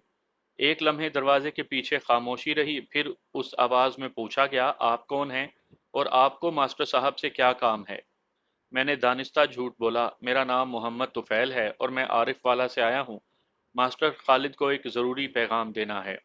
आप मुझे खालिद का एक खैर खा समझ लें। आरिफ वाला, उस औरत ने दरवाजे के पीछे तशवीशनाक अंदाज में दोहराया, फिर जल्दी से बोली, मैं मास्टर साहब के तुफैल नामी किसी खैर खा को नहीं जानती। आप जाएं यहाँ से। मैंने उसे पटरी से उतरते देखा तो कहा, यकीनन आप भाभी जाहिदा हैं। अंदर खामोशी तारी हो गई। एक लम्हे के तवक्कुफ से मैंने कहा, देखें जाहिदा भाभी, आप मुझे सच सच बताएं, मास्टर खालिद इस वक्त कहाँ हैं? आपकी गलत बयानी आपको किसी मुसीबत में भी मुब्तला कर सकती है। पता नहीं आप कैसी बातें कर रहे हैं। मैंने कहा, मैं खालिस्तन निजी नौयत की बातें कर रहा हूँ और मेरा ख्याल है यहाँ गली में खड़े होकर इस तरह की घरेलू बातें करना मुनासिब नहीं। क्या आपके घर में बैठने की कोई जगह नहीं? जगह तो है, मगर इस वक्त मास्टर साहब घर पर नहीं हैं। मैं मास्टर खालिद के बारे ही में आपको एक अहम इत्तला देना चाहता हूँ, मैंने संजीदगी से कहा। आपको वो इत्तला घर के अंदर बैठकर सुननी चाहिए। थोड़े तामुल के बाद वो दरवाज़ा खोलने पर आमादा हो गई। दरवाजे के पीछे से उसकी आवाज़ आई, आप रुकें, मैं आपके लिए बैठक खोलती हूँ। जाहिदा ने जब बैठक का दरवाज़ा खोला तो अपने सामने 3 अफराद को देख कर दंग रह गई। ख़ास तौर पर एएसआई एजाज पर निगाह पड़ते ही उसके मुंह से बेइख्तियार निकला, पुलिस? जाहिदा 19-20 साल की एक हसीन व जमील लड़की थी। चूंकि वो मुबैना तौर पर शादीशुदा थी, इसलिए उसे एक दिलकश और खूबसूरत औरत कहा जा सकता था। हमें देखकर उसकी आंखों में तजब्जुब, हैरानी और परेशानी के तासुरात एक साथ पैदा हुए। मैंने उसकी आंखों से उसके इरादे को भांप लिया और उसके अमल से पहले ही रद्द अमल का मुजाहरा कर दिया। मैंने महसूस किया कि वो यक बयक दरवाज़ा बंद करने का इरादा रखती थी, इसलिए मैंने फिल फौर अपनी दाएं टांग दरवाजे के दोनों पटों के दरमियान फंसाकर जाहिदा की कोशिश को नाकाम बना दिया था। मेरे इस अमल के नतीजे में जाहिदा खौफजदा अंदाज में चीखते हुए पीछे की जानिब उछली। मैंने इस मौके को गनीमत जाना और बैठक के अंदर दाखिल हो गया। मेरी देखा देखी मीरदाद और इजाज अहमद भी बैठक के अंदर आ गए। फिर इससे पहले कि जाहिदा मजीद चीखो पुकार मचाती, मैंने मुशफ़िकाना लहजे में कहा, मेरी बहन, तुम्हें परेशान होने की ज़रूरत नहीं। हम तुम्हें कोई नुकसान नहीं पहुंचाएंगे, तुम इत्मीनान से बैठ सकती हो। बैठक में एक रंगीले पलंग के अलावा 4 कुर्सियां भी पड़ी थीं। हम इत्मीनान से कुर्सियों पर बैठ गए। जाहिदा ने हमारे दरदाना और दोस्ताना रवैये के पेश नज़र मजीद किसी शदीद अमल से इज्तनाब बरता और पलंग के एक कोने पर टिक गई। वो सवालिया नज़रों से बारी बारी हमारे चेहरों का जायज़ा ले रही थी। मैंने खनकार कर गला साफ किया, फिर निहायत ही नरम लहजे में अपना तारुफ करवाया। जाहिदा, तुम मेरी छोटी बहन की तरह हो, इसलिए अपने जहन से हर किस्म के खौफ को दूर कर दो। मेरा नाम मलिक सफदर हयात है और मैं खानीवाल के एक थाने का इंचार्ज हूँ। फिर मैंने हवालदार मीर दाद की जानिब इशारा किया। ये मेरे थाने का हवालदार मीर दाद है, और ये, अब मेरा रूए सुख्न इजाज अहमद की जानिब था, ये तुम्हारे ही इलाके के थाने का assistant sub inspector Ijaz Ahmad है। हम यहाँ पर एक ख़ास मामले की तफ्तीश के लिए आए हैं और इसी सिलसिले में तुमसे पूछताछ करने आए हैं। बस ये समझ लो कि इस मामले का ताल्लुक बराह रास्त तुम्हारे शोहर मास्टर खालिद हुसैन से है। ऐसा कौन सा मामला है? तुम सवाल नहीं करो, सिर्फ जवाब दो। फिर पूछा, खालिद कितने दिनों से गायब है? जवाब देने से पहले उसने चंद लम्हे कुछ सोचा, फिर एक फैसले पर पहुंचने के बाद बोली, वो 25 फरवरी की रात को गए थे और अब तक वापस नहीं आए। वो कहाँ गया था? आरिफ वाला, उसने कमजोर लहजे में बताया। वापस कब तक आने को कहा था? चंद दिनों के बाद, वो मिनमिनाई। मैंने वाज़ेह महसूस किया कि वो झूठ का सहारा ले रही थी। मैंने सरजनिश आमेज अंदाज में कहा, देखो जाहिदा, मैंने अब तक तुमसे नरमी बरती है, मगर तुम गलत बयानी से काम लेकर अपने लिए मुश्किलात खड़ी कर रही हो। मजबूरन मुझे सख्ती से काम लेना होगा। वो निगाह चुराते हुए बोली, मैंने कौन सी गलत बयानी की है? गलत बयानी तुमने ये की है कि तुम्हारा शोहर आरिफ वाला गया है। मैंने उसकी आंखों में देखते हुए कहा, जाहिदा, तुम्हारा ताल्लुक आरिफ वाला से है और तुम्हारे वालदैन वहाँ के खुशहाल जमींदार हैं। वो तुम दोनों की शादी के लिए तैयार नहीं थे। जिन हालात में तुम्हारी शादी हुई है, उनके पेश नज़र मास्टर खालिद का आरिफ वाला की जानिब का जाने का सवाल ही पैदा नहीं होता। मैंने कहा, मैं तुम्हें आखिरी मर्तबा समझा रहा हूँ कि सब कुछ सच सच बता दो, क्योंकि तुम्हें सुनाने के लिए मेरे पास कोई अच्छी खबर नहीं। बेहतर होगा कि तुम खुद को जहनी तौर पर हर किस्म की सूरत हाल के लिए तैयार कर लो। आप मुझे कौन सी खतरनाक इत्तला देने वाले हैं? वो तड़प कर बोली। मैंने कहा, उस इत्तला का ताल्लुक तुम्हारे शोहर से है। क्या हुआ मास्टर साहब को? वो इस्तरारी लहजे में बोली। मैंने जी कड़ा करके अपनी जेब से मास्टर खालिद हुसैन की गर्दन कटी अधूरी तस्वीर बरामद की और अफसोसनाक अंदाज में उसकी जानी बढ़ाते हुए कहा, लो, तुम खुद ही देख लो। जाहिदा ने तस्वीर पर निगाह डाली। उसके चेहरे पर इन दो का तूफान नमूदार हुआ। फिर उसने दोनों हाथों से अपना सर थाम लिया और रूंधे हुए लहजे में बोली, ओ खुदा, ये सब क्या हो गया? इस दौरान में तस्वीर उसके हाथ से छूटकर नीचे फर्श पर जा गिरी थी। मैंने तस्वीर उठाते हुए तसल्ली आमेज लहजे में कहा, जाहिदा, जो होना था वो तो हो चुका। अब तुम मुझे बताओगी कि तुम्हारे शोहर के साथ क्या वाकया पेश आया था। मैं इस बारे में कुछ नहीं जानती। आप बताएं थानेदार साहब, खालिद के साथ ये जुल्म किसने किया? उसने किसी का क्या बिगाड़ा था? फिर वो बाकायदा रोने लगी। मैंने अब तक के पेश आने वाले वाकयात से उसे आगाह किया। इस दौरान में वो कदरे संभल चुकी थी। मैंने उसकी हालत बेहतर होते देखी तो सिलसिला सवालात फिर शुरू कर दिया। जाहिदा, ज़रा सोच कर बताओ, 25 फरवरी को खालिद कहाँ गया था? और ये ना कहना कि वो आरिफ वाला गया था। मैं तुम्हारा मजीद झूठ बर्दाश्त नहीं करूँगा। वो बोली, मैं नहीं जानती कि वो उस रोज़ कहाँ गए थे। शाम के वक्त कोई शख्स उन्हें बुलाने आया था। वो उसके साथ चले गए। मुझसे यही कहा था कि कोई दोस्त आया है और ये कि वो आधे घंटे के बाद वापस आ जाएंगे। उसने अपने दोस्त का कोई नाम बताया था? नहीं, ना उन्होंने बताया, ना ही मैंने पूछा। क्या तुमने खालिद के उस दोस्त को देखा था? उसका जवाब इस मर्तबा भी नफ़ी में था। मैंने एक और तरकीब आजमाई। उसी वक्त मैंने अपनी जेब से लियाकत अली का खाका निकाल कर उसे दिखाया और पूछा, कहीं वो ये शख्स ये तो नहीं था? खाके पर नज़र पड़ते ही वो चौंक उठी और उसकी ज़बान से बे इख्तियार ये अल्फाज खारिज हुए, ये तो परवेज़ की तस्वीर है। अब मेरे चौंकने की बारी थी। गोया जाहिदा इस शख्स को परवेज़ के नाम से जानती थी। इसका मतलब यही था कि खुदा बख्श को परवेज़ ने अपना नाम गलत बताया था। मैंने पूछा, क्या तुम्हें यकीन है कि इस शख्स का नाम परवेज़ ही है? बिल्कुल 16 आने यकीन है जनाब। आपके पास ये तस्वीर कहाँ से आई? मैंने उसके सवाल को नज़रअंदाज किया और पूछा, तुम परवेज़ नामी इस शख्स को कैसे जानती हो? आप भी कमाल करते हैं थानेदार साहब। मैं नहीं पहचानूंगी तो फिर भला कौन पहचाने? ये मेरा बड़ा भाई है, परवेज़, परवेज़ भट्टी। मुझे यूं महसूस हुआ जैसे मेरे नज़दीक ही कोई बम फटा हो। बे इख्तियार मेरे मुंह से निकला, क्या वाकई ये शख्स तुम्हारा भाई परवेज़ भट्टी है? इसमें कोई शक नहीं है। मैंने कहा, इसने तो ट्रेन में एक मुसाफिर को अपना नाम लियाकत अली बताया था। फिर मैंने जाहिदा को वो बातें भी बता दी जो अब तक छुपाई हुई थीं, मसलन ये کہ मुबैना लियाकत अली ने उसके शोहर की टुकड़े टुकड़े लाश वाले संदूक के साथ साहिवाल से ट्रेन में सवार होकर अपने सफ़र का आगाज़ किया था। मुबैना तौर पर वो रोहड़ी जाना चाहता था, मगर धोखे से मियाँ चन्नू के स्टेशन पर उतर गया और अज़ां बाद उसने बजरिया बस मियाँ चन्नू से बूरे वाले तक का सफ़र किया था, वगैरह वगैरह। वो फटी आंखों से मेरी बातें सुनती रही और आखिर में बोली, मेरी तो कुछ समझ में नहीं आ रहा। परवेज ऐसा हरगिज नहीं कर सकता। आपको यकीनन कोई गलत फहमी हुई होगी। मुझे कोई गलत फहमी नहीं हुई बीबी। ये तो मुमकिन है कि तुम्हारे भाई ने मास्टर खालिद को कत्ल ना किया हो, मगर इस बात का तो मुझे यकीन है कि इसने लाश वाले संदूक के साथ साहिवाल से मियाँ चन्नू तक का सफ़र किया था, और मेरे पास इस बात के बेशुमार सबूत हैं। वो सख्त उलझन का शिकार थी और थोड़ी थोड़ी देर के बाद नफ़ी में गर्दन झटकने लगती थी। मैंने महसूस किया कि वो इस वक्त एक बहुत बड़े अजाब से गुजर रही थी। मैंने पूछा, जाहिदा, आखिरी मर्तबा परवेज़ तुमसे कब मिलने आया था? वो एक मर्तबा भी यहाँ मुझसे मिलने नहीं आया। वो क्या, मेरे घर का कोई भी फ़र्द मुझसे मिलने नहीं आया। मेरा तो ख्याल है कि उन्हें मेरे घर के बारे में इल्म ही नहीं होगा। मैंने मोहब्बत में शादी करके उन सब की नाराज़गी मोल ले ली है। उन्होंने मुझसे कता ताल्लुक़ रखा हुआ है। फिर तुम्हारे भाई का तुम्हारे शोहर की लाश के साथ पाया जाना क्या मायने रखता है? मैंने तीखे लहजे में सवाल किया। वो बेबसी से बोली, मैं क्या कह सकती हूँ? मेरे लिए तो ये एक अनहोनी सी बात है। मैंने सवाल किया, जाहिदा, क्या तुम मेहर मंजूर हुसैन नामी किसी शख्स से वाकिफ हो? वो जहन पर जोर देते हुए बोली, नहीं, ये नाम तो मैंने पहली मर्तबा सुना है। मैंने एएसआई इजाज़ अहमद को मुखातिब किया। इजाज़ अहमद, जाहिदा तुम्हारे इलाके की रिहायशी है। इस सिलसिले में यहाँ की जिम्मेदारियाँ अब आप लोगों को संभालना होंगी। मकतूल खालिद हुसैन की लाश खानीवाल के सरकारी हस्पताल में रखी है। ज़रूरी सरकारी कार्रवाई के बाद वो लाश वहाँ से हासिल की जा सकती है।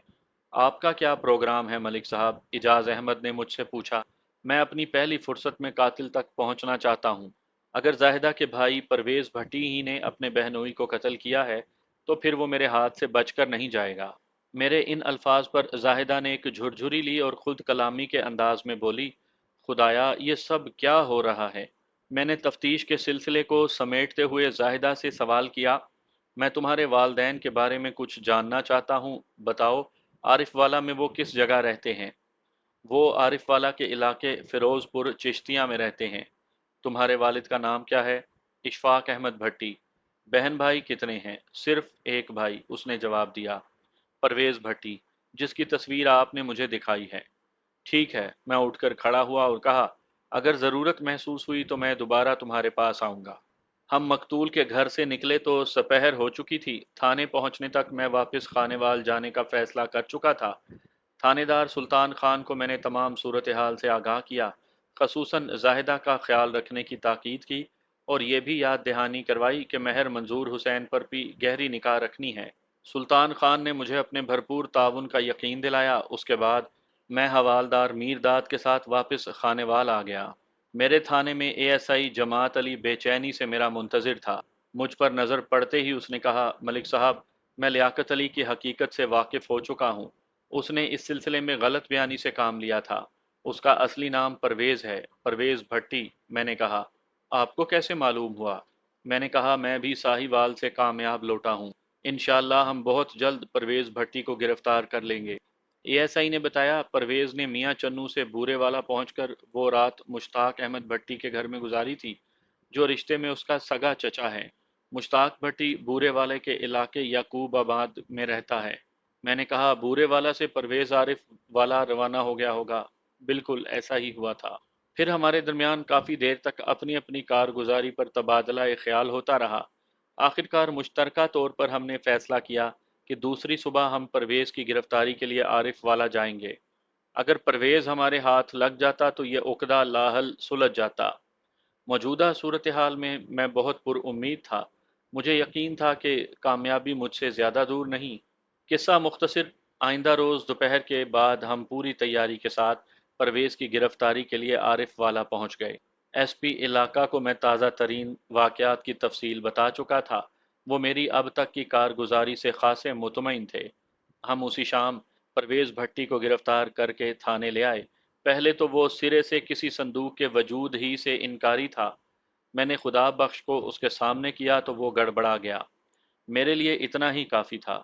پرویز کی گرفتاری کے دوران میں اس کے باپ نے مداخلت کی پوری کوشش کی تھی، لیکن میں نے اس کی ایک نہیں چلنے دی۔ اس رات پرویز کو کی خوب خاطر مدارات کی گئی۔ صبح تک وہ بالکل سیدھا ہو گیا۔ پرویز نے اپنے اقبالی بیان میں ماسٹر خالد حسین کو قتل کرنے کا اعتراف کر لیا تھا۔ اس سلسلے میں مہر منظور حسین نے اس کے ساتھ بہت تعاون کیا تھا۔ پرویز کسی بہانے خالد حسین کو گھر سے نکال لایا تھا۔ اس کام کے لیے اس نے ایک اجنبی شخص کی مدد لی تھی۔ ازاں بعد خالد کو بے بس کر کے مہر منظور کے ڈیری فارم پر پہنچا دیا گیا۔ اس سلسلے میں بے ہوش کرنے والی دوا بھی استعمال کی گئی تھی۔ پرویز نے بڑے فخر سے بتایا کہ اس نے غیرت میں آ کر ماسٹر خالد کو قتل کیا تھا۔ ماسٹر نے اس کی بہن کے ساتھ شادی کر کے ان کی خاندانی غیرت کو للکارا تھا، جس کا بدلہ پرویز نے لے لیا۔ ازاں بعد مہر منظور حسین کو آنت جرم میں گرفتار کر لیا گیا۔ اس کے خلاف پرویز کا بیان خاصا بھاری ثابت ہوا تھا۔ مہر منظور کے لیے جان چھڑانا ممکن نہیں رہا تھا۔ اس کا اختیار اس کے کام نہیں آیا تھا۔ واقعات کے مطابق اس رات چھوٹے مہر کے ڈیری فارم پر پہلے خالد کو قتل کیا گیا، پھر اس کی لاش کے مختلف ٹکڑوں کو سیلوفین تھیلوں میں ڈال کر چوبی صندوق میں بند کر دیا گیا۔